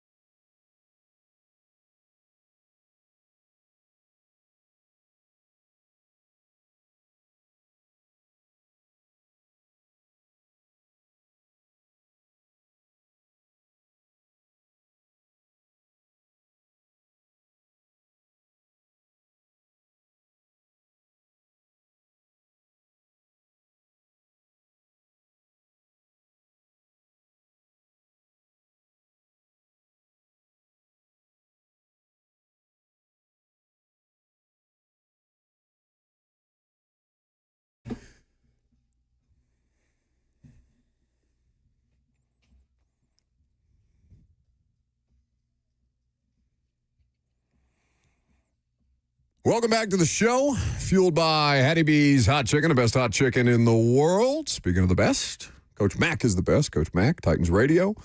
Back on the call at Nissan Stadium, the second game of their three-game home stand, this time hosting the Seattle Seahawks. Noon the kick. Lee Company countdown to kickoff gets you started at 9 a.m. Titans countdown after that at 11 a.m. with the Titans Radio crew. Mac, happy Friday. Did you participate in the stadium ceremony that took place today, or are you out of practice? Out of practice. Out of practice. They don't need me at the stadium right now, but I need to check and see what's going on with practice. This is my third stadium build I've been involved with in my years in the league, and it's I've been to a couple of those topping out ceremonies. Look, it's important. I'm glad the weather's holding off for them. Yeah, they had Roger Goodell in town. Maybe Adam Strunk spoke at the ceremony for them to put the final steel beam on the new Nissan Stadium. Coach Mack, presented by Two Rivers Ford, the South's most trusted Ford dealer, online at tworiversford.com. Mack, before we get into Seattle and the upcoming test for Cam Ward and the rest of this team, I would like to talk to you about Thursday Night Football. That game was a lot of fun, not for Josh Allen. That Houston Texans pass rush may not have, crazy sack numbers on the season. 8 times they got home against Josh Allen last night. We just saw them, obviously, against the Titans here at Nissan Stadium. What makes that front so effective beyond just the talent that they have? Well, it's the talent. I mean, those two guys on the edge are beasts. Yeah, they really are. And here's the other thing that happens too. We've seen it firsthand. We've seen it firsthand since they drafted those guys. Really, building that defense was the resurgence because they were pretty bad for a long time in recent history. But when they started that resurgence, even though they had 2 one-year head coaches, we don't need to go through all the litany of what they went through. But the build-up started when they started drafting those guys number 1, and those guys on the edge. Anytime you can get that many good players together on one side of the ball, and still defense. Even I don't care if it's this age of football or you go back 50 years. Defense travels, and if you can get those and they can stay healthy during the year. You watched them in person. They're the truth. And if you get them if they get you behind the chains, they can hurt you, and they hurt Buffalo. It's a cheat code for any offense that has a defense even remotely close to that, whether you're talking about Denver this year, obviously Seattle coming to town, Houston. And it's why I'm so impressed with what the Titans have been able to do on defense. Mac, I get that they're not winning, and that's the ultimate goal. So there's no pride in individual accomplishments or group accomplishments if you're not able to get the job done at the end. But they've been keeping the Titans in close games, in particular these last 2 weeks. And I think that what Denard has done is commendable, and what those players have done, understanding that it's not the roster that they started the year with. Yeah, well, and the thing about this defense here is they were missing 2 pretty key pieces together for quite a while with those. They got 2 dudes on the inside that can make a difference, and you just saw. We saw last week just what a difference, once Jeffrey Simmons was back out on the field and Arden Key was back out there, you could feel them out there on the field. They were making a difference. So playing defense is about a lot of things culminating and coming together.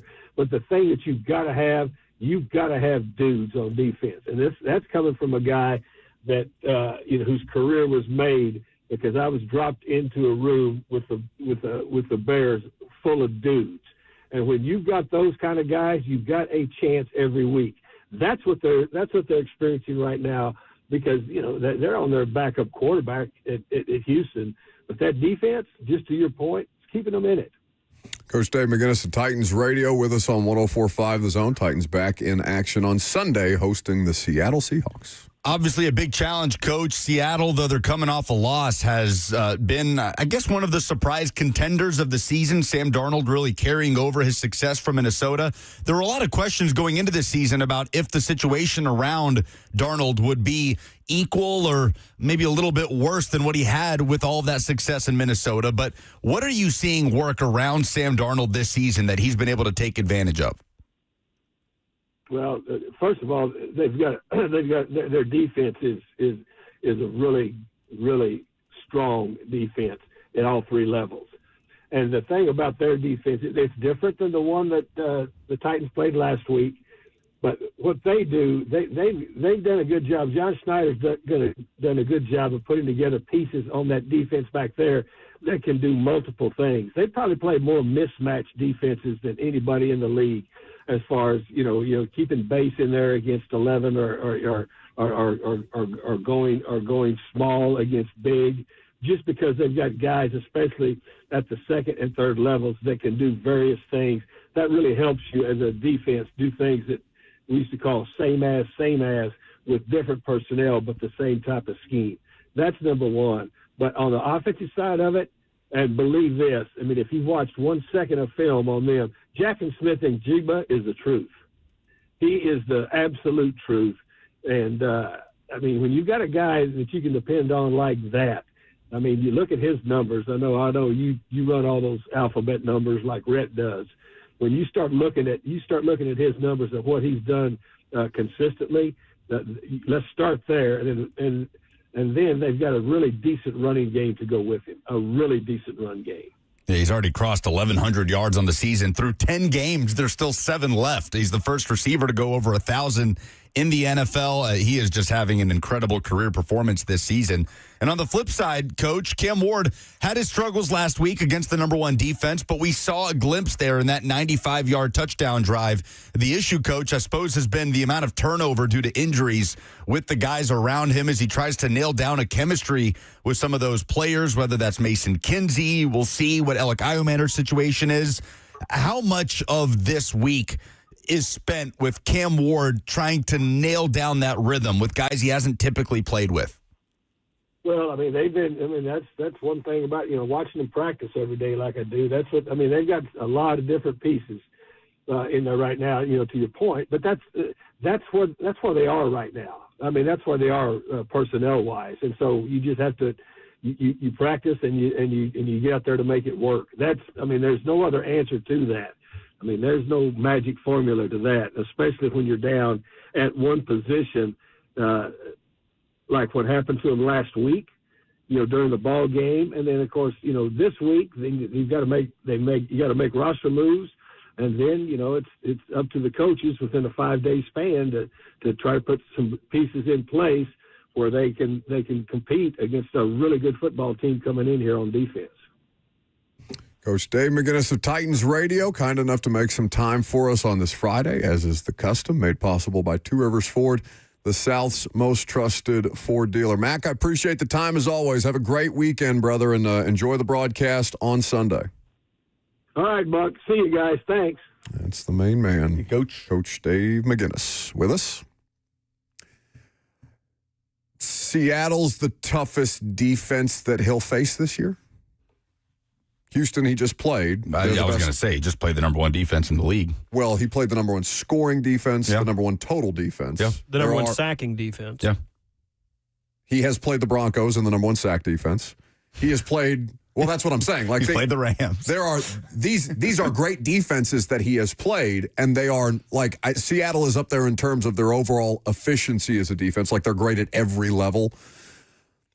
So I don't know that they would rank first in any counting stats right now. I'm looking at FTN Fantasy, which does a lot of the advanced metrics on things. But Seattle is as complicated a defense as I think he's seen because he hasn't played Minnesota. He should have some level of advantage because Denard Wilson is from that school. So theoretically, there could be some common themes of what he's seen at practice versus what he's seen on tape versus what he'll see on Sunday. But I don't know that this isn't the toughest defense top to bottom that he's faced, right? LA has a good front, but their secondary, although their secondary is probably overachieved this year, to be honest, to their credit, where Roger McCreary is like the fifth corner off the bench for them. Denver top to bottom is awesome. Surtain was healthy at the time, and that pass rush is a monster. Denver, what is Denver's biggest flaw? Probably the safeties right now with Petrie out. They were starting some young guys last night in the secondary. Stingley did play. Lassiter did play. Lassiter is just, they're both really, really good, I think. I think Stingley was targeted once. I don't think anybody's defense has been better on the road than the Seahawks. They're holding opponents to less than 17 points per game on the road, and they're 4-1 away from home. Their only loss was just this past Sunday where they held the Rams to 21 points. And it was the offense. Sam Darnold throwing 4 interceptions in a defensive struggle at SoFi Stadium. So this is one of the tallest tasks of the season for Cam, for me. Among many. Yeah, among many. But, take your pick. You go to Mile High Stadium to face the Broncos in your introduction to the NFL regular season.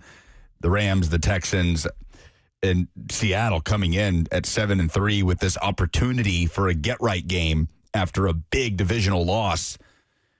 This is a tough spot for Cam Ward, especially considering all the parts and pieces shifting around him. We'll see what Mike McCoy says about Alec Iomanner. He'll speak in about an hour, maybe a little bit less. I just don't think there's a way that Alec plays. Hasn't practiced all week. We'll see. DK has been a full participant. So seems like he's on track. At least, and so they have Prochet, they have Van Jefferson, Restrepo maybe one of these other practice squad guys. Yeah, if Alec really doesn't play, then this is the shot for Restrepo. Well, and they called up Prochet, right? Prochet's on the active. Yeah. I see. That was a mistake. If DK's already back from his injury, then they don't really need him. You know what I mean? What's he going to do? Throw an interception into the end zone? He's a very nice man. Sure. So's my neighbor, but I don't want him playing wide receiver for the Titans. There is no reason for any of these players to be pleasant in the locker room, given that they're 1-9. James Prochet is typically a very easy person to deal with. That's what he's got. He's an easy person to deal with. If Restrepo doesn't get called up this week, we're going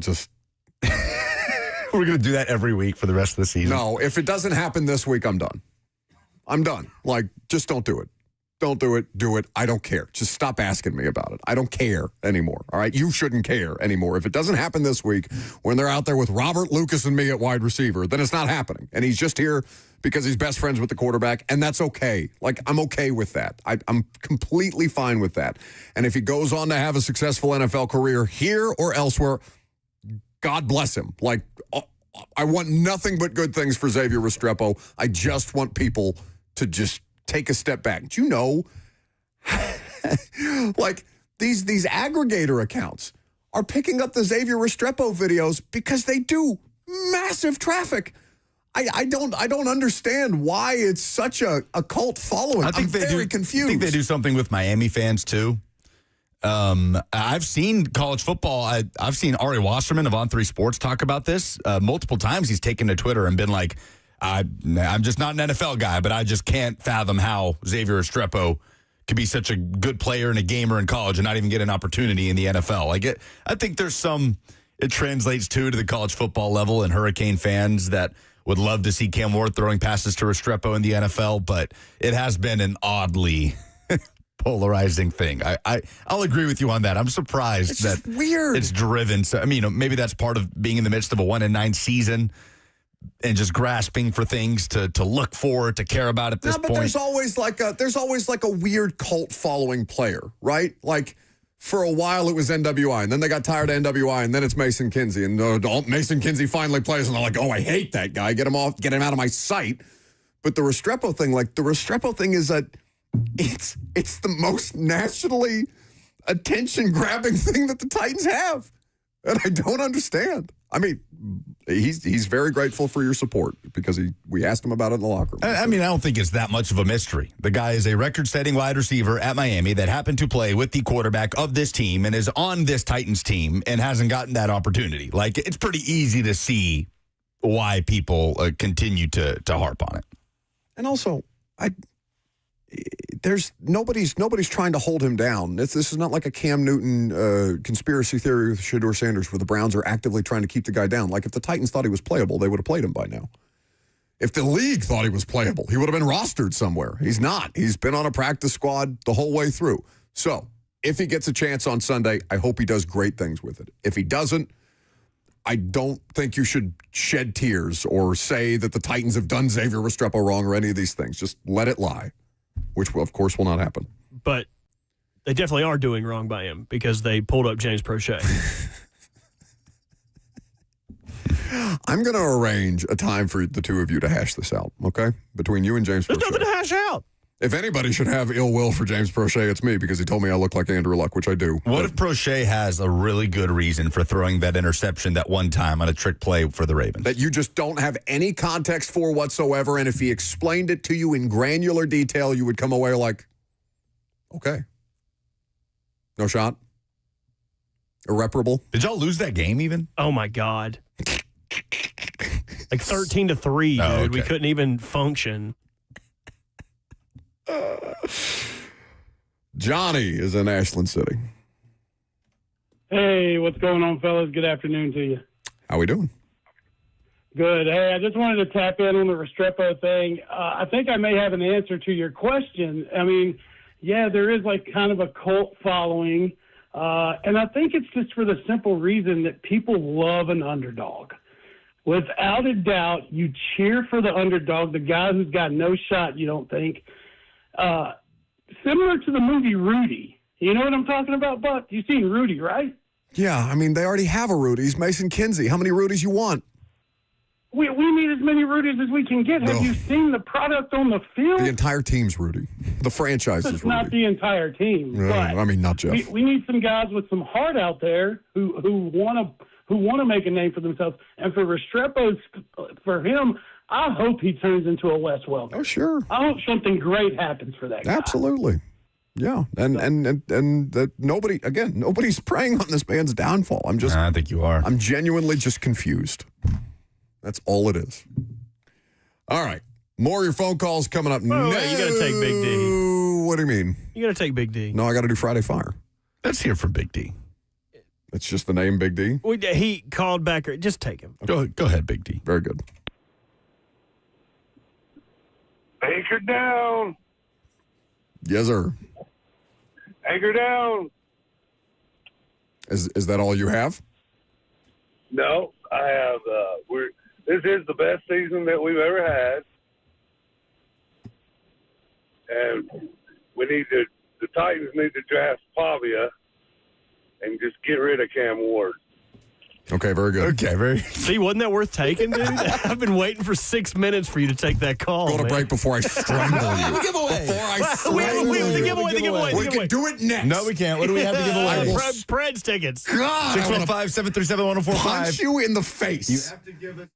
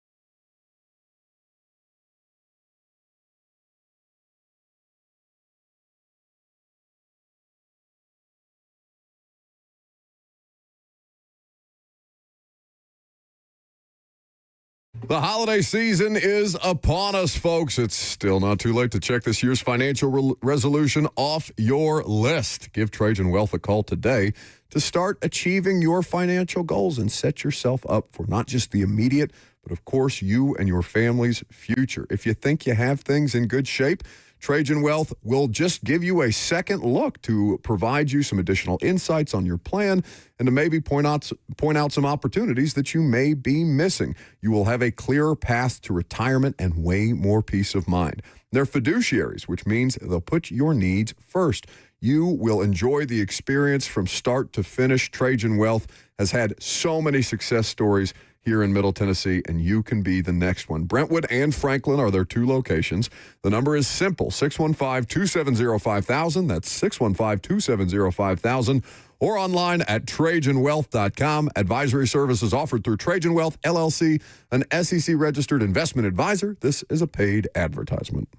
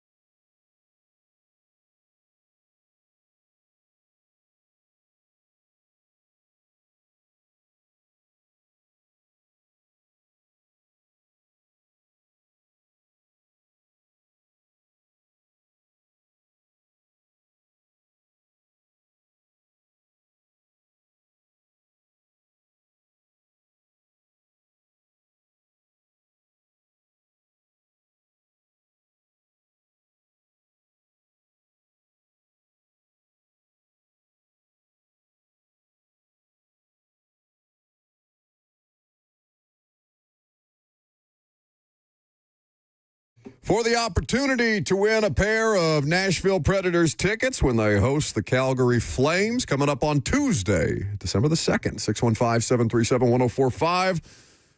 What's your Friday fire? What made you feel good this week? Sports, personal, professional, otherwise?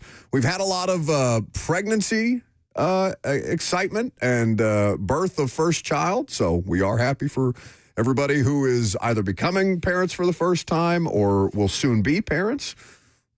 But we do get a fair amount of those submissions, just in case you were thinking about calling in. Not that we're not excited about your future children. All right. But anybody calling in, you can't just call and get the tickets. All right. You got to have a Friday Fire. Everybody, we filled the lot up. 7 lines of people with no Friday Fire. Oh, none of them had them. I had to answer the phone and go, hey, what's your name? Where are you calling from? Type their name in. Type Shelby or whatever that place was that Shelbyville was. And I was calling for the tickets. You got to have a Friday Fire. We've been doing this for like a year and a half. You sent it to break before I could tell people that. They know what the deal is. Did you see what he did? He made it your fault. He did make it my fault. I'm perfectly fine giving these tickets to Brett Kern. It don't matter to me. That's Brett. Yeah, Brett said I'm good. You seen the Preds lately? It's between the Titans and the Preds. I don't know who's harder ticket to give away at this point. At least Seattle's a draw. I don't know about Calgary. 615-737-1045. Lucas, have you seen the CeeDee Lamb rumors? Nope. Okay, so CeeDee Lamb and George Pickens were benched for the initial drive of their most recent game, a win against the Las Vegas Raiders. The internet then very quickly started speculating about why it was that CeeDee Lamb and George Pickens were benched. A rumor that CeeDee Lamb was asked about in the locker room yesterday was that they were out past the team's 10 p.m. Pacific time curfew at a casino, and that he was spotted, potentially, throwing up because he had consumed too much alcohol that evening or something of some kind, to which CeeDee Lamb responded that the rumor was unfounded because, quote, I know how to hold my liquor. That was the clarification. Not that he wasn't in the casino, not that he wasn't out boozing the night before. It always surprises me when football players do consume booze before games, or even Marshawn day of shots before he takes the field for Seattle, famously Hennessy. But CeeDee Lamb's clarification of, no, it wasn't me. I wasn't throwing up. I know how to hold my liquor. Yeah, that's great. Not denying it at all. That is my Friday Fire. Yeah, I was definitely down there drinking, but you'll never see me pulling a George Bush in public. Did your buddies ever call it that? He's like, I got to get a George Bush out. Why? Why would it be that? Dude, just because you're going to throw up in a bush. No, you're going to throw up in a bush. It's like, I got to go hit a George Bush real quick. Oh. And then just get it all out and go about your day. It was a very, very accurate assessment of what the sound of throwing up is. I imagine the entire nation of Scotland has been vomiting in ecstasy this week with the way that Scotland qualified for the 2026 FIFA World Cup, the first time Scotland has qualified for a World Cup since 1998, and they did it by sealing the win against Denmark in this qualification match with a goal from half field that made it a 4-2 lead. And this is the BBC Scotland radio call. Surely left as the Polish referee signals. Højbjerg back onto the halfway line. Where's he getting this Anderson. Goodness knows, but Denmark have it. Scotland just need to hold out for a few more seconds. My voice just needs to hold out for a few more seconds. As Gilman has it, he's surrounded. He pokes the ball back. Surely now Scotland will hold on to possession. It's McLean. He's looking to go for goal from the halfway line. It's chipped straight. Glorious! Glorious!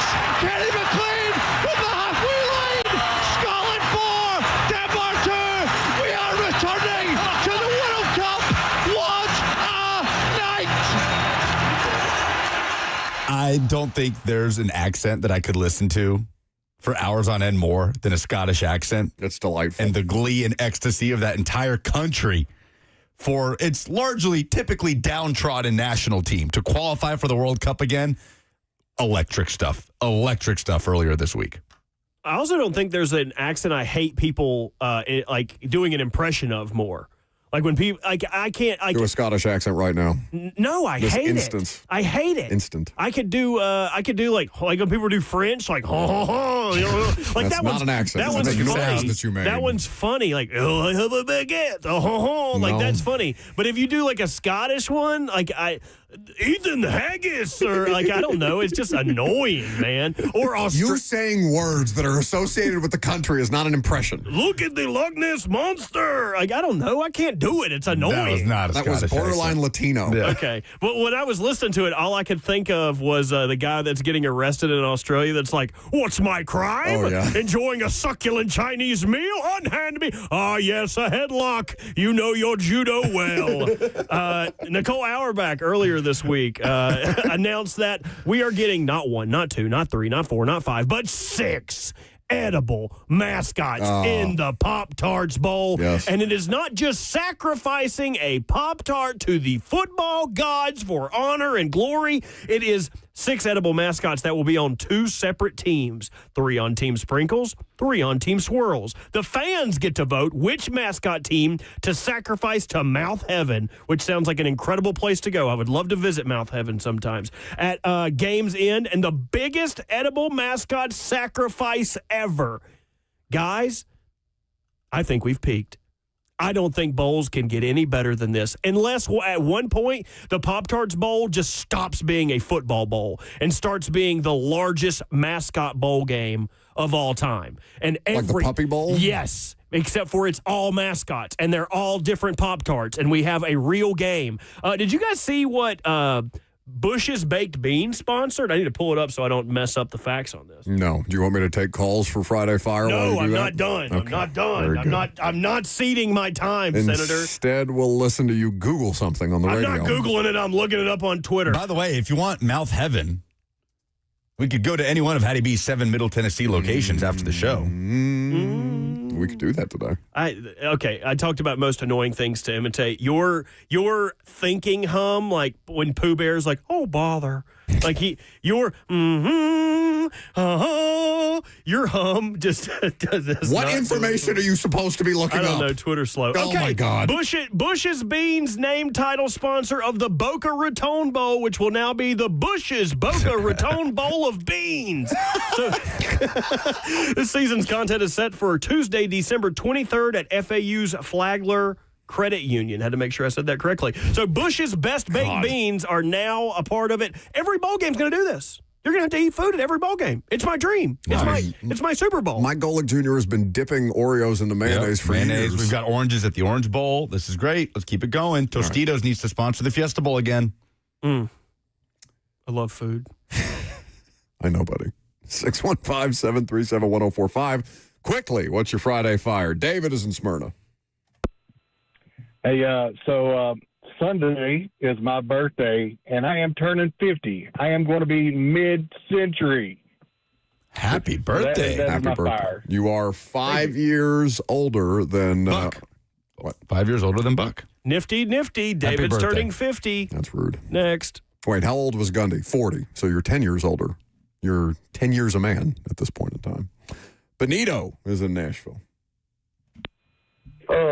My Friday Fire goes to LeBron James, man. 23 years in, the GOAT, man. I mean, 11 points, 12 rebounds. The Lakers all the way this year. And they're firing everybody, which is odd. They've got a winning record, and they're firing people. Also, wasn't he just in the G League, LeBron? Like on an injury assignment or something like that? Bronny was a starter for the Lakers, and LeBron was in the G League. Well, Bronny forgot his lunch, and but LeBron had to bring it into him. Dad. There you go, Said, okay, son. I'll give you a lunch and 11 points. Jody is in Portland. Yes, sir. What you got? I say go Bears, and I hope the balls go down there in the swamp and tear their mouth out. Okay, that's not a Friday Fire. All I right. appreciate that. Well done. Is this the worst Just group shut of up and calls go to the we've next had? call. Can we give the tickets to Big D? David? No, anchor down. No, the guy that just called in and said, anchor down, and then had nothing else to contribute. Should we hear Buffalo? Sure. Hey, Buffalo. What's going on, gentlemen? He wins. Yeah. What you got, man? No, I just had my anniversary yesterday, 24 years being married, and we just had the anniversary of the Titans game when they went to the Packers November 17th. So that was really the last good Titans game we viewed. We just had that anniversary. Just celebrating a good year for Green Bay. That's all. They're doing pretty good. All right, very good. Happy anniversary. Do you guys still Buffalo. love each other, Buffalo? Oh, yeah. When we're not trying to, kill each other. No, I thought you were going to say something else. Happy anniversary, Buffalo. Keep love alive. All right, what's the better number, 24 or 50? Let's give it to David for the big 5-0. All right, very good. David gets the Preds tickets. Congratulations. Enjoy the game on December the 2nd. Brett Kern, next.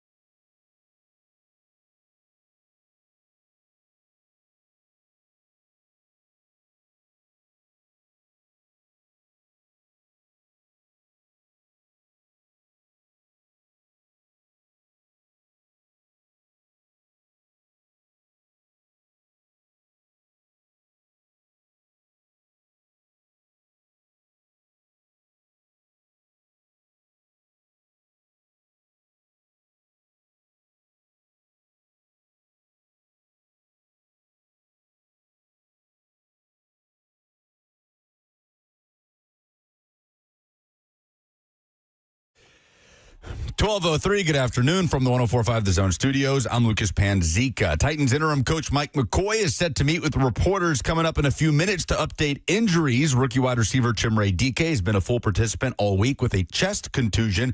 His fellow rookie Alec Iomanner has not practiced this week with a hamstring injury as the Titans host the 7-3 Seattle Seahawks on Sunday. Kickoff at noon with Taylor Zarzour and Coach Dave McGinnis on Titans Radio. You can hear it right here on The Zone. Farm Bureau Health Plan's Titans Countdown starts at 11, and Lee Company Countdown to Kickoff hits the air at 9 a.m. College football tomorrow. Tennessee goes down to the Swamp, where the Vols have not won since 2003. That kickoff at 6:30. Catch the Vol Network coverage with Mike Keith and Ramon Foster right here on The Zone. Vanderbilt is at home out of the bye week, hosting the Kentucky Wildcats. Commodores trying to keep their playoff hopes alive. That is a 2:30 kickoff at First Bank Stadium. For all your foundation repairs and waterproofing needs, visit USSTN.com. Breaking news at once on your home for the Titans and Vols.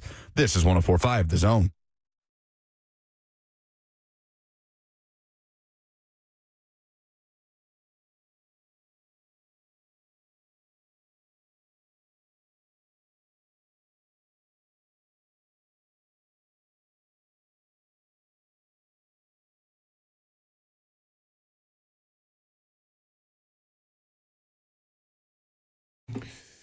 Brett Kern is here, back from his successful golfing excursion and ready to make some picks ahead of a loaded college football and NFL weekend. Hey, buddy.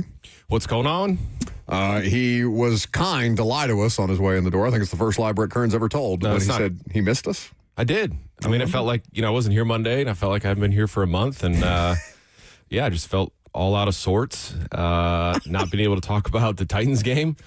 Against that Texans defense that made Josh Allen. I thought he was going to be out of the game early when he, took that sack and kind of fell on his wrist. Scary.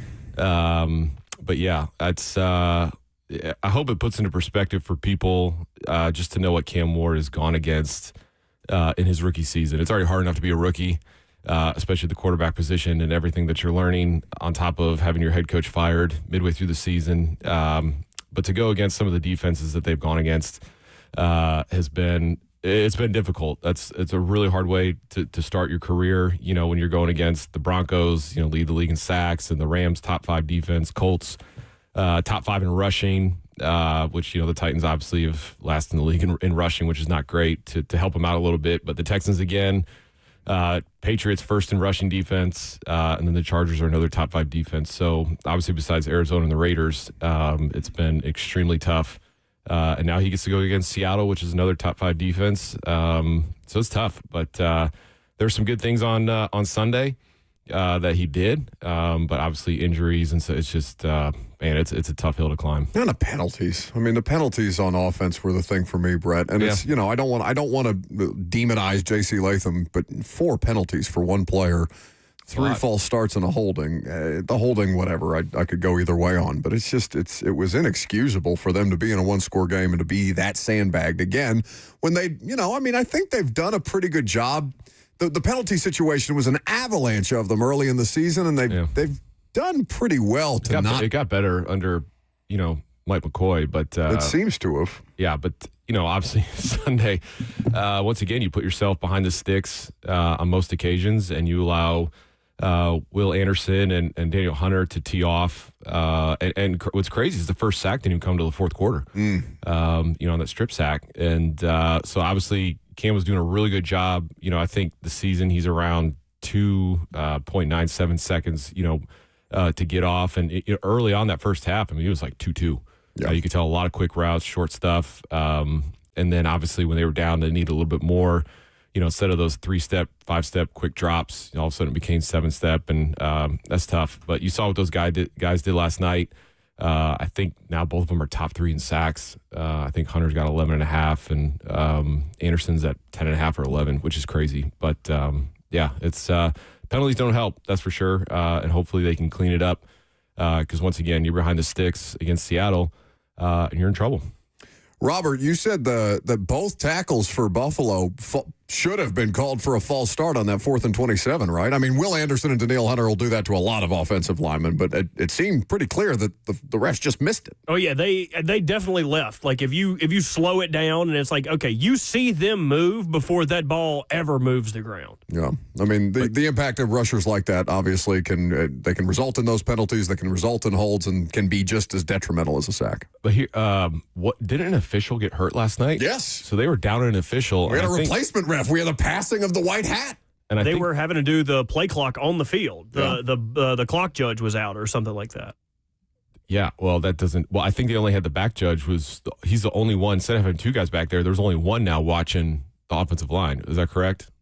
I think that's what happened. So, anyways, but yeah, I mean, going forward, the Bills, Texans, this playoff picture. Obviously, Kansas City's in a position where they have to win. The Colts schedule, what they remain with. There's still a lot to be, determined going forward because some of these teams, I think the Colts have to play the Texans and the Jags twice. And so I still think Houston with the defense, they're now plus 10 in the turnover margin, which is second, tied with the Rams. But I still think with that defense, and we'll see what happens when Stroud comes back. But that Houston can still, make the playoffs, and it wouldn't surprise me if they do with that defense.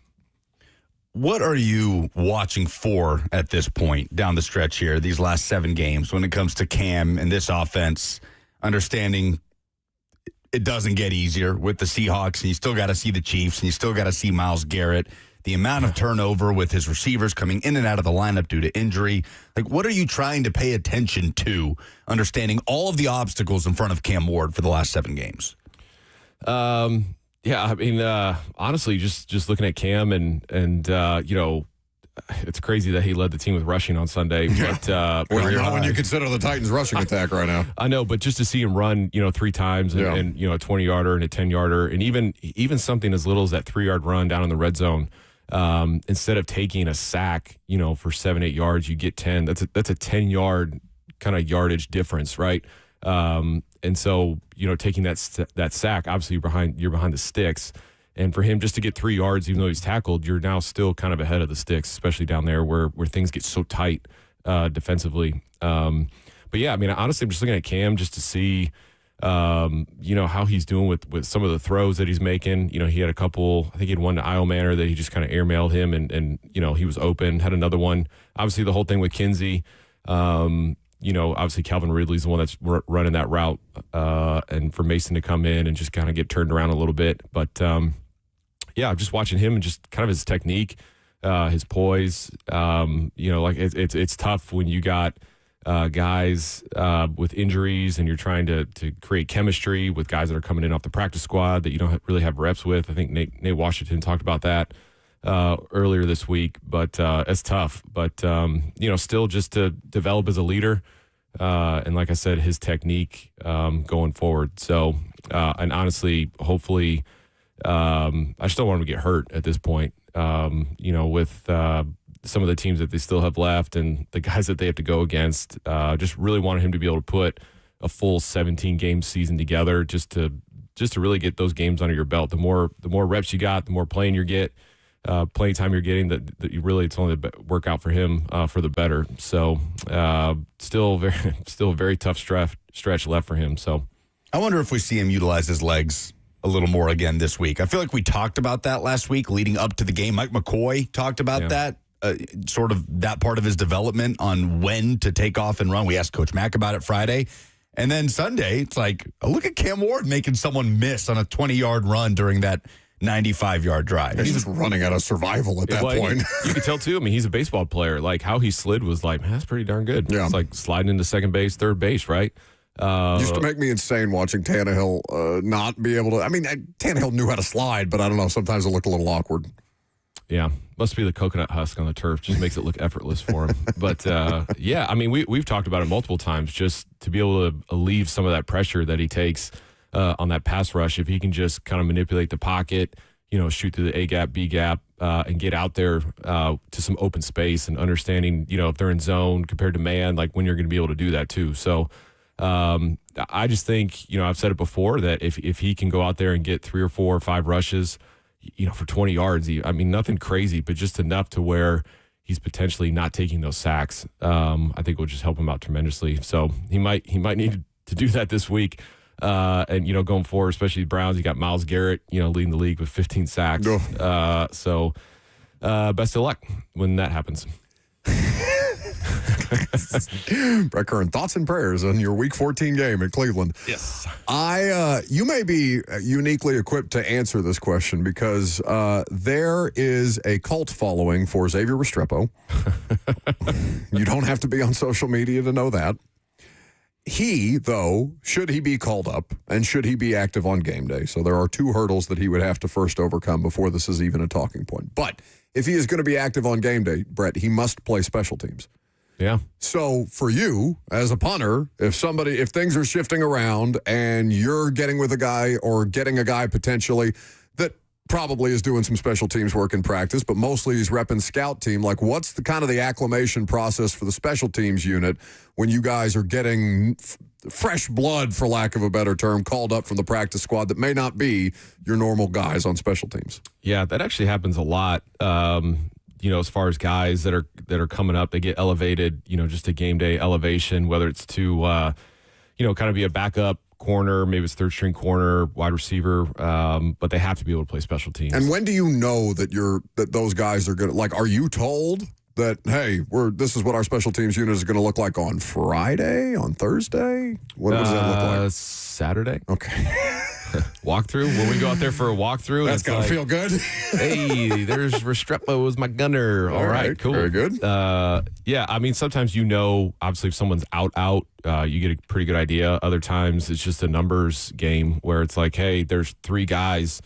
Do we need a guy as a backup linebacker? Do we need a guy as a backup DB, backup wide receiver? And there's three or four guys that they're thinking about, and really just becomes a numbers game of who can be elevated and then help on really special teams, like who can be, to go out there and be on punt, to be on punt return, kickoff return. And I'm assuming Bones, just knowing the kind of special teams coach that he is and how detailed he is, a lot of times when you're setting up, scout, your scout kickoff team, you're putting your guys kind of in the position to where, like, let's say Restrepo's a 2, right? Maybe not necessarily 1. You're your L1 or your R1. The fold guys, you want them to be able to go down there. They're sure tacklers, right? Jason McCourty was 1 for a long time. Griffin was a 1 for a long time. Guys that hey, if it breaks through this initial line, they can go make that tackle. So. But somebody like a 2, you're going down there, you're more of a contain guy. You're not necessarily going down there and trying to blow somebody up, but it's more of a contain, how you can use your hands. But, when you're on scout kickoff, a lot of times it's like, okay, hey, Restrepo, if he does play special teams, I'd have him at a 2 or a 3. Okay, so when scout team comes around, I'm going to play him at a 2 or a 3. So that way he's getting reps at this position so that if he does get called up on Sunday, it's like, hey, man, you've been playing scout team, L2 corner for the last month. That's where you're going. So he's gotten reps, at scout team, but he's going against the starting kickoff return team. And so hopefully it's kind of a seamless transition where it's not like, hey, Restrepo's been playing the 5 here. You want to go down, you want to bust somebody up, shed, really, go down and make a tackle. Oh, hey, Restrepo, we need you Sunday. You're going to be a 2. I know you haven't played this position ever, but you're a 2. Like, that's Bones he's not that kind of special teams coordinator. So hopefully, these guys that are on scout, they're getting reps where they should be. So if they do get called up, they feel pretty well prepared. That could be part of the discussion that we're just not factoring in with Restrepo is the special teams factor. It's 100%. It's huge.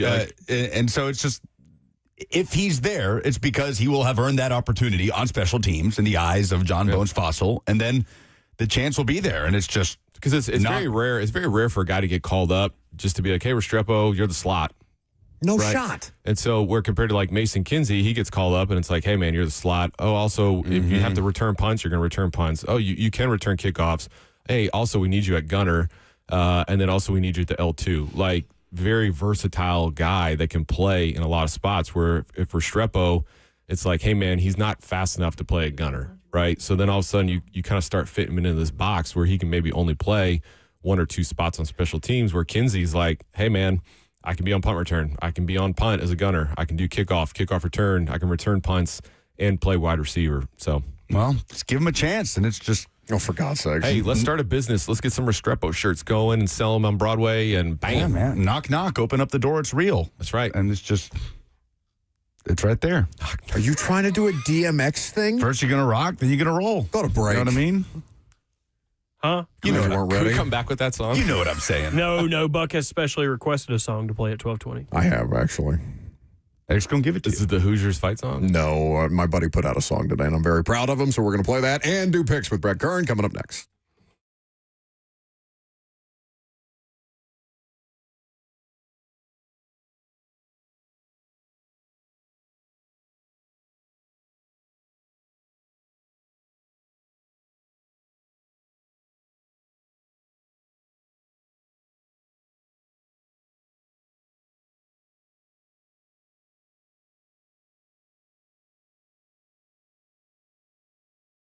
The Tennessee Men's Clinic is here to help you if you are suffering from performance issues, which is a natural part of life. As your body changes, you start to get up there in age. But ED can wreck your confidence. It can impact your relationship, your mental health, and even your sense of identity. But the good news is there's real help. Since 2014, the Tennessee Men's Clinic has helped thousands of guys get back to feeling like themselves.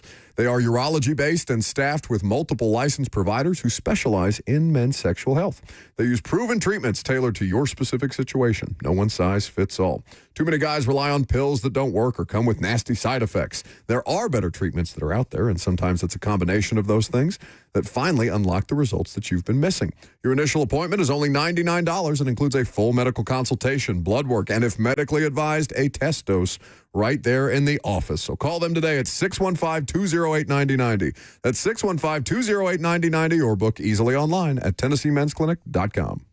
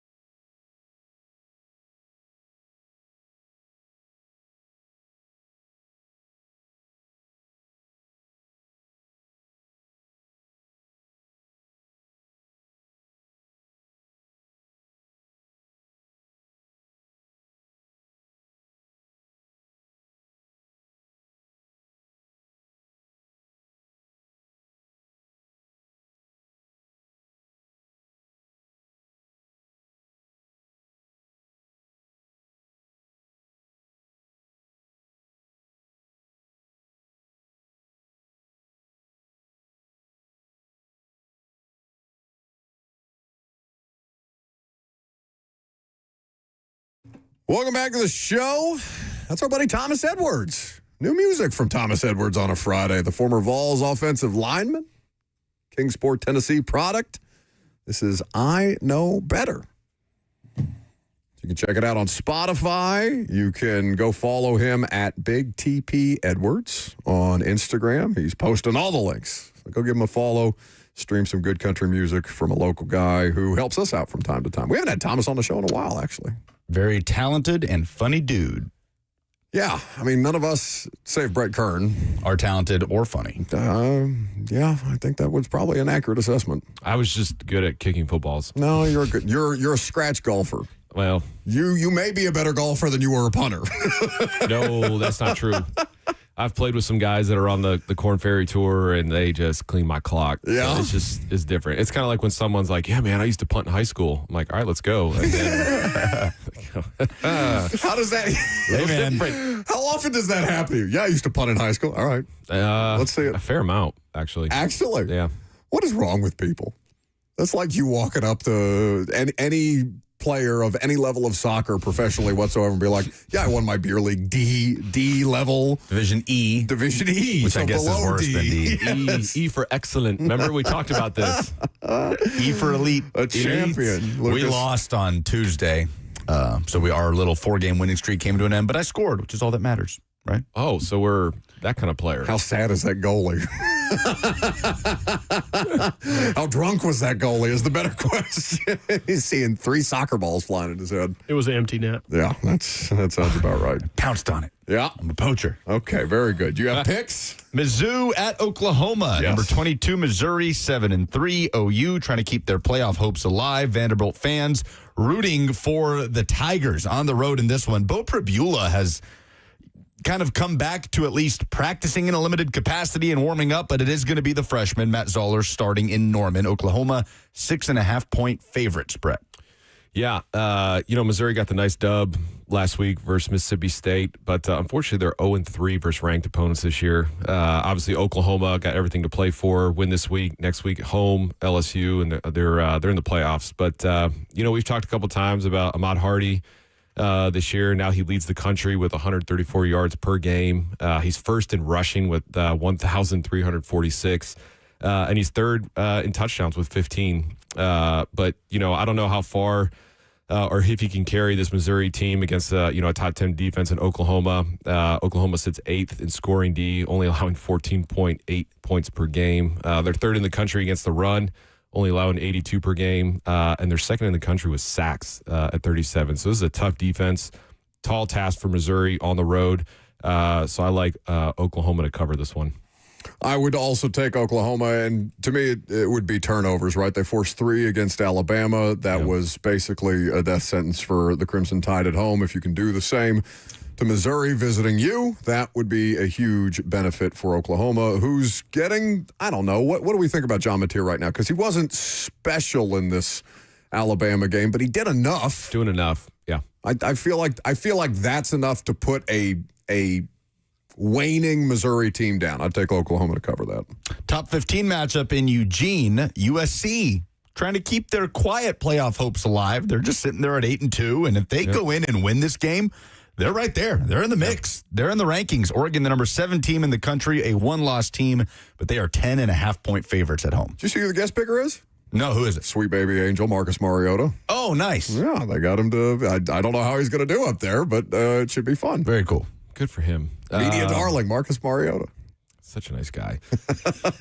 You want to talk about firepower on offense here. You're looking at points per game in the country. Oregon's 7th, 39 points a game. USC sits 10th, 38.2. You're looking at total offense. USC is 6th, 488 yards per game.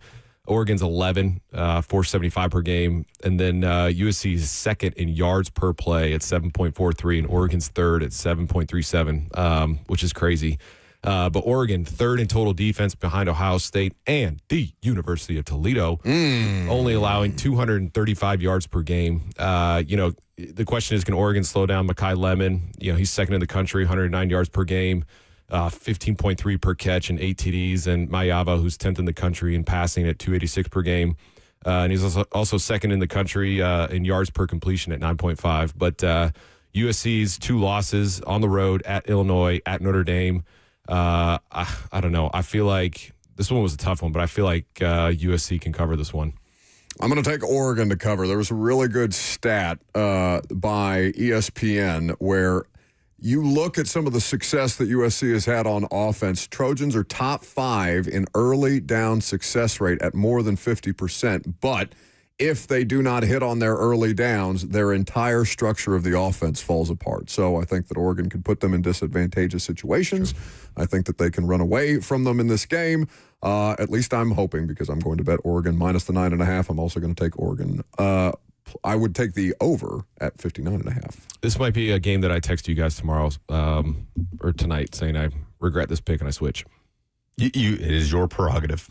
Let's bring it back to Nashville with former Titans punter Brett Kern. That doesn't help me. To pick Vanderbilt hosting Kentucky, 2:30 p.m.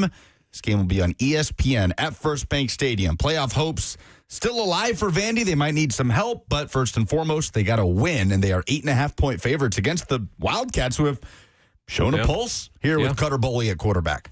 Yeah, Vandy fans, you'd love to see Diego repeat that Auburn performance.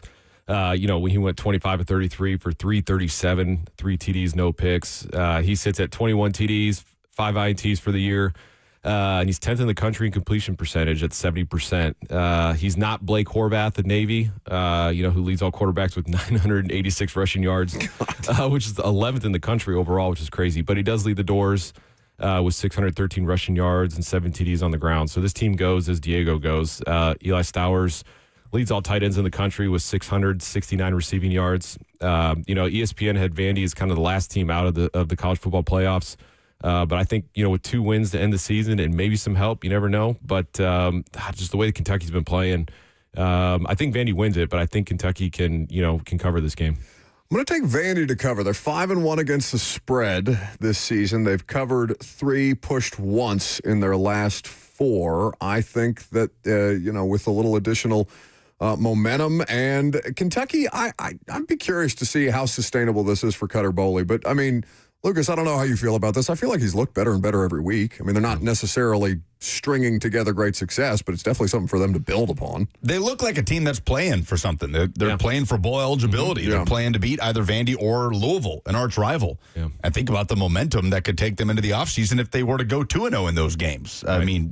Mark Stoops, we'll see what happens. But what was your pick? I'm going to take Vandy to cover. Vandy to cover. Are you keeping tabs of these, are you? No, I'm not. Yeah, I don't know why I asked. Tennessee going down to Gainesville. Going through the motions, Brett. Vols are 4.5-point favorites, Brett. Yeah, Joey Aguilar's coming off back-to-back 2 INT games, bringing his season total to 10. But, he's still top 10 in a lot of passing categories, yards thrown, TDs, yards per completion, yards per game. Which has really helped keep this offense tops in the country. I think they're just below 500 yards per game. They're second in scoring at 43.4. Brazel's 12th in the country receiving yards with 873. Braylon Staley 27th with 761, which is pretty remarkable. But with Florida, it's like, is this going to be the lose by 4 to Georgia? Kind of take Ole Miss to the very end kind of game, or is this a lose by 31 at Kentucky? So. I do think it's going to be a very close game. I think Tennessee can pull it out, but something tells me it's going to be like a field goal game, and I think Florida covers. Florida money line. Oh, boy. The way he just looked at me. What did he say? Florida money line. AFC North versus NFC North. As we move to the NFL, 2 division leaders. You want to do the Toledo-Ball State game? Oh, yeah, I'm sorry. He did a whole preview. Titanic matchup. Dare you? Big matchup in the MAC. Yeah, Fighting Blaine Bishops versus Brett Kern. Yeah, Ball State at Toledo. Toledo's favored by 27.5. In the Glass Bowl, built in 1937. Toledo's second in the country in total D, giving up 231 per game. First in the country, only allowing 3.7 yards per play. They have the 7th best rushing defense, 4th best against the pass. A lot of their secondary is getting looked by NFL scouts. My guy, Junior Vandeross, 64 catches, 749 yards, 9 TDs. And just to let everybody know, Nick Saban, 1990, first head coaching job at Toledo. They went 9-2. A lot of people say that's where he cut his teeth coaching. That's where it all started. Won the MAC, right? Yes. I don't know if they cover. I really don't care. They just need to win. So, because they need to win this game against Central Michigan to go to the MAC championship game. And just as long as they win, beat the Fighting Chirps of Blaine Bishop, that's all I care about. Imagine Nick Saban playing on a Tuesday night MACtion. They weren't doing that back then. No. But Blaine did play against the Nick Saban coached Toledo team. Toledo to cover. Give me the Rockets.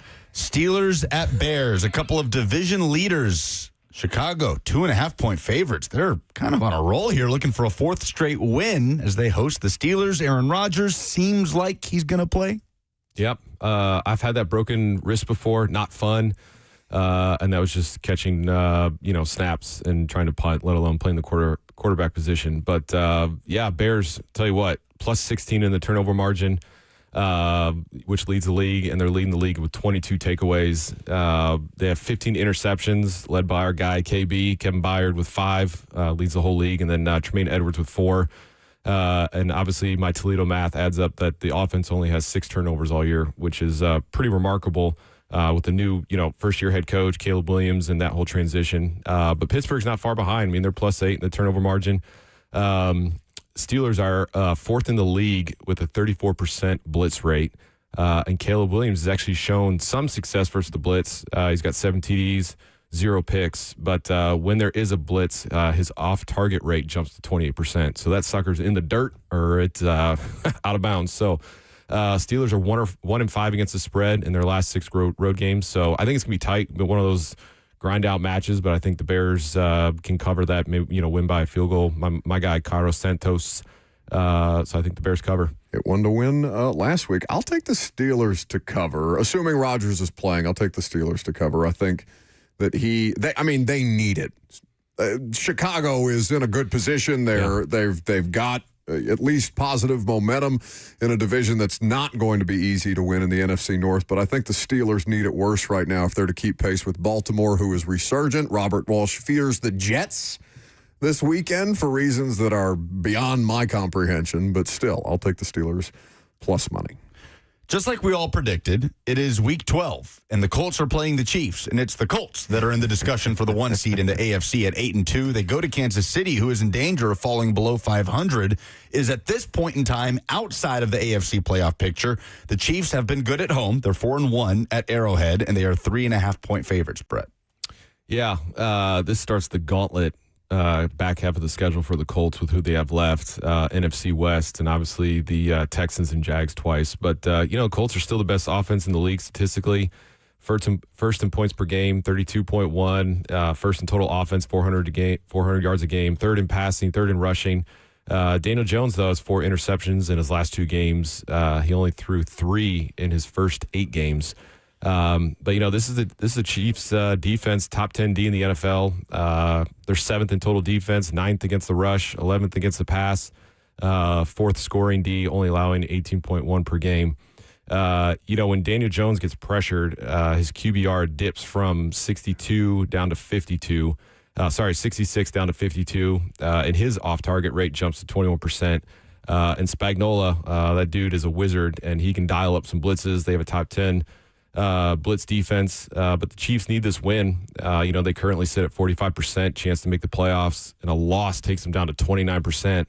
And if they win, it jumps up to 57%. So I think the Chiefs, this is their make or break game for them, honestly, and I think the Chiefs cover.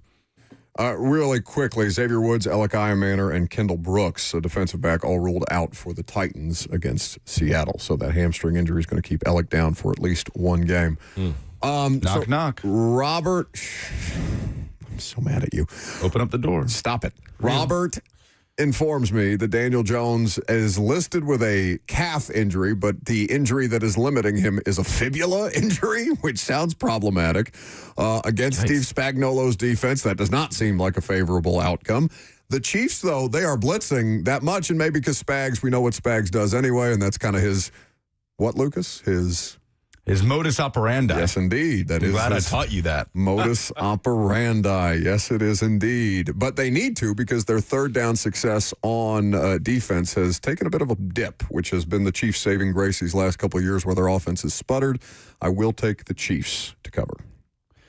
Couple of good primetime games in the NFC this weekend. Sunday Night Football is at SoFi Stadium. The 8-2 Rams host the 6-4 Buccaneers L.A., who is currently leading a very tightly contested NFC West, a touchdown favorite, -7. Yeah, I mean, Bucs are coming off, those back-to-back losses against New England and Buffalo, but they're still in a really good spot playoff-wise. Even if they lose this game, it still puts them at 86% chance to make the playoffs. But I think Baker, can really only do so much, especially when you're missing guys like Godwin and Evans and, Bucky Irving out last week, even though they had a great game against the Bills on the ground, and obviously some other key pieces that they're missing. But, Stafford's still playing at a very high level, even after a subpar game last week against Seattle, only throwing for 130 yards and barely above 50% and 2 TDs. But Todd Bowles, since he became the coach in Tampa Bay, they're 37% blitz rate, which is the highest in the NFL. But Stafford loves to throw him some TDs versus the blitz. He's got 20 TDs this year against the blitz. So good.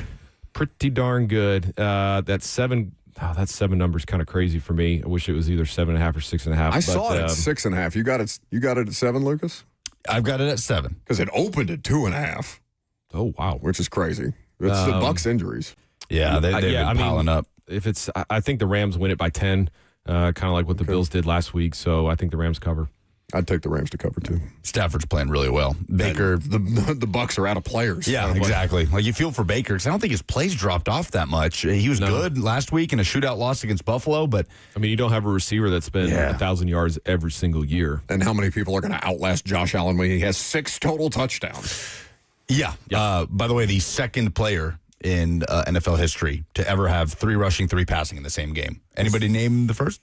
It was in 1954. 1954. Otto Graham. Oh, dude, I was going to tell you what it was. You didn't give me a chance. Oh, I'm sorry, buddy. Well, Brett Kern told us. Because I watched the game last night. And he's quicker than you. Yeah, same. Monday Night Football, the 6-5 Panthers, who have been unexpectedly good in the last month of the season. Bryce Young, 448 passing yards, broke Cam Newton's franchise record for a single game in an OT win over Atlanta last week. They go to the West Coast to play the Niners, who are 7-4 and 7-point favorites. Yeah, it's crazy because McCaffrey on the ground this year has been struggling. He's only averaging 3.7 a carry on 193 attempts-wise, but it's crazy. He sits 9th in receiving yards. He's 4th in targets with 96. God. And he's 2nd in receptions with 74 behind Jamar Chase, who has 79. So obviously they're using him, in both situations, but definitely out of the backfield. But Brock Purdy, a solid game last week against Arizona, coming back 19-26 for 200, 3 touchdowns and a 133.5 rating.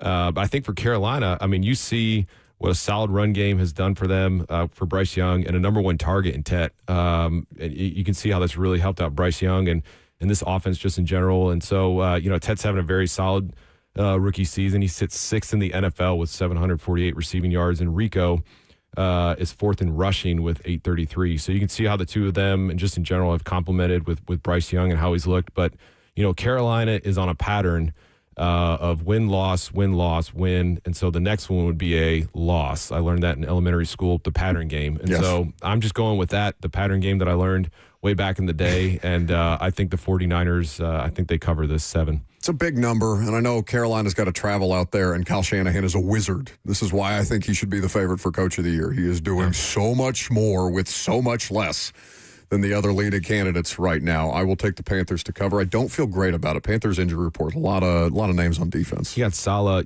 running the D there that I think can just do enough to kind of make life a little bit difficult for Bryce Young. Remember Fibonacci numbers? What was the point of Fibonacci numbers? To help explain the plot of Da Vinci Code. That's about the only use I had for Fibonacci numbers. You remember that book? I loved those books. They're good. Pretty good. Titans 13.5-point dogs at home against the Seahawks. Can they keep it close? Last 2 games have come down to the last possession. They have covered. Yeah. I mean, look, Seahawks, they're 6th in total offense, 4th passing, 4th rushing, 3rd in points per game, 29.4. Obviously this defense, 9th in total D, 6th against the rush, 6 points per, only giving up 19.3 points per game.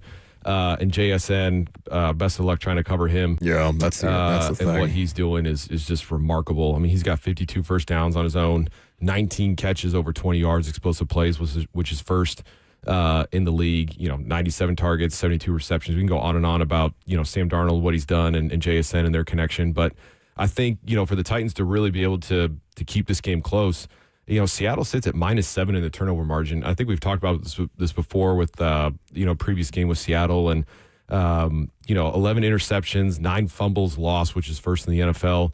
And their 20 turnovers are the most in the NFL. So I think if the Titans want to keep this close, they have to take advantage of whether it's going to interception, a fumble, because if not, I think the Seattle offense is going to be able to do pretty well, and especially on the road. We've talked about their road record, obviously slipping last week against the Rams a little bit, but it was still a close game even after Sam Darnold threw 4 picks. It's the best loss of the year for any team.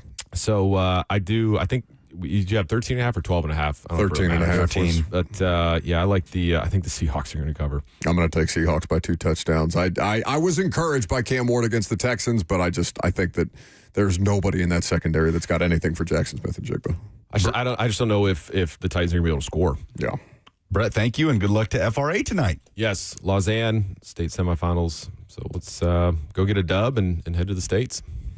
Always a pleasure, buddy. We will see you on Monday. Yes, sir. That is Brett Kern. Last call for phone calls. If you got them, 615-737-1045 is the number. I'm Buck Rising. It's 1045 The Zone.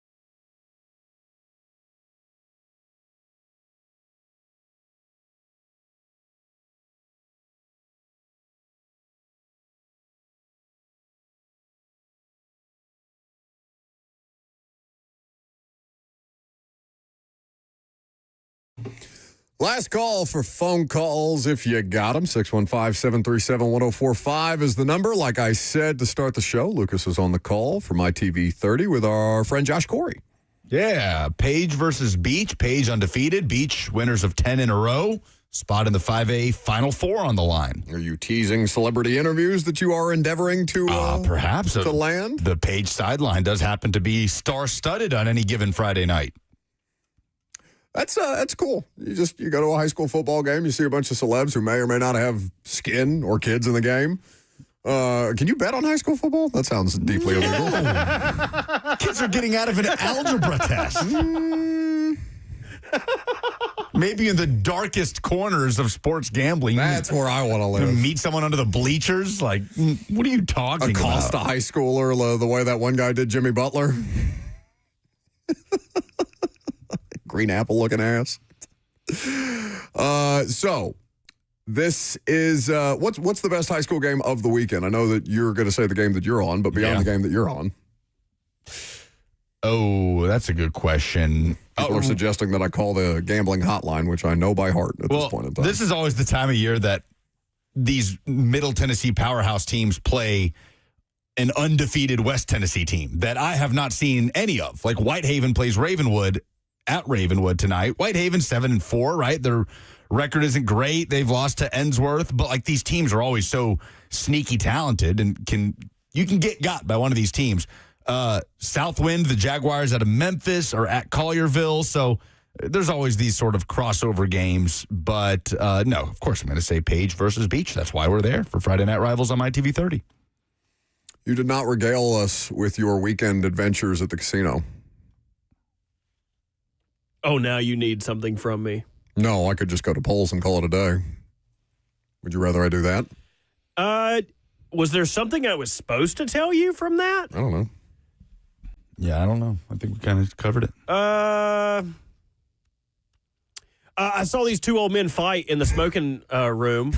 Nice. That was great. So this one guy, like physically fight? Yes. Oh yeah. It was actually kind of awesome because I was losing money anyway. So I was just sitting back and letting my mom and Cheyenne like really handle it. God, casinos are so sad. And I could hear like out of the side of my ear, I could hear these guys over here like, I don't want to talk. I ain't friendly. And as soon as people start yelling, like I'm instantly like, oh, yeah, I'm in your business now. Apparently, this dude had won. He was like, oh, man, I was just trying to congratulate you on your jackpot. He was like, I ain't friendly. I don't want to talk. The dude was like that one thing that went viral a couple of years ago where the guy's on the airplane. I want to shake your hand. That's exactly what I thought. Well, they start like, old dude then gets, I think, perturbed that this fella didn't want him to like share in his happiness for him winning. So the guy that won was like, get away from me, and like open hand pushes this guy, and it was like Superman himself had blew a gust of wind because this fella's like legs were straight out, his arms were straight out. He was pushed pretty far, and I think it bruised that fella's ego pretty good because he got up with like one of the chairs that are at the slot machines, and just all you hear is like, yeah! And you see the chair like hit the bottom of it. The whole row goes to air. I love that you have props back there.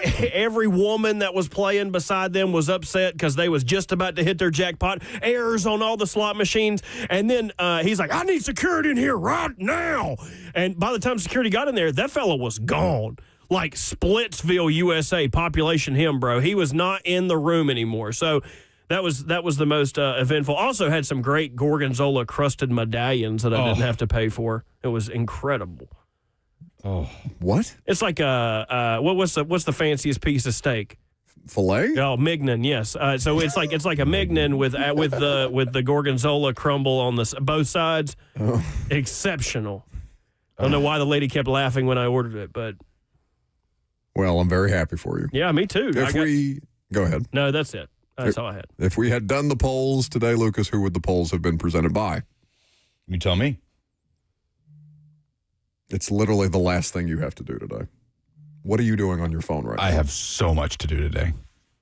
Oh, I'm so sorry that you can't be bothered to say one little line into a microphone. Two Rivers Ford. That's right. Two Rivers Ford, the South's most trusted Ford dealer. Yes. What I really think is going on, if I may peel the curtain back, I think Lucas is trying to balance his fear between potentially losing to Florida. Because the way we asked the question was, would you rather lose to Florida or lose to Vanderbilt? I think he is now pontificating on the idea of losing to both. Maybe we lose both. Wouldn't be great. That's going to do it for us today. Have a great weekend. If you're at Nissan Stadium Sunday, I'll see you there. If not, we'll do it again on Monday.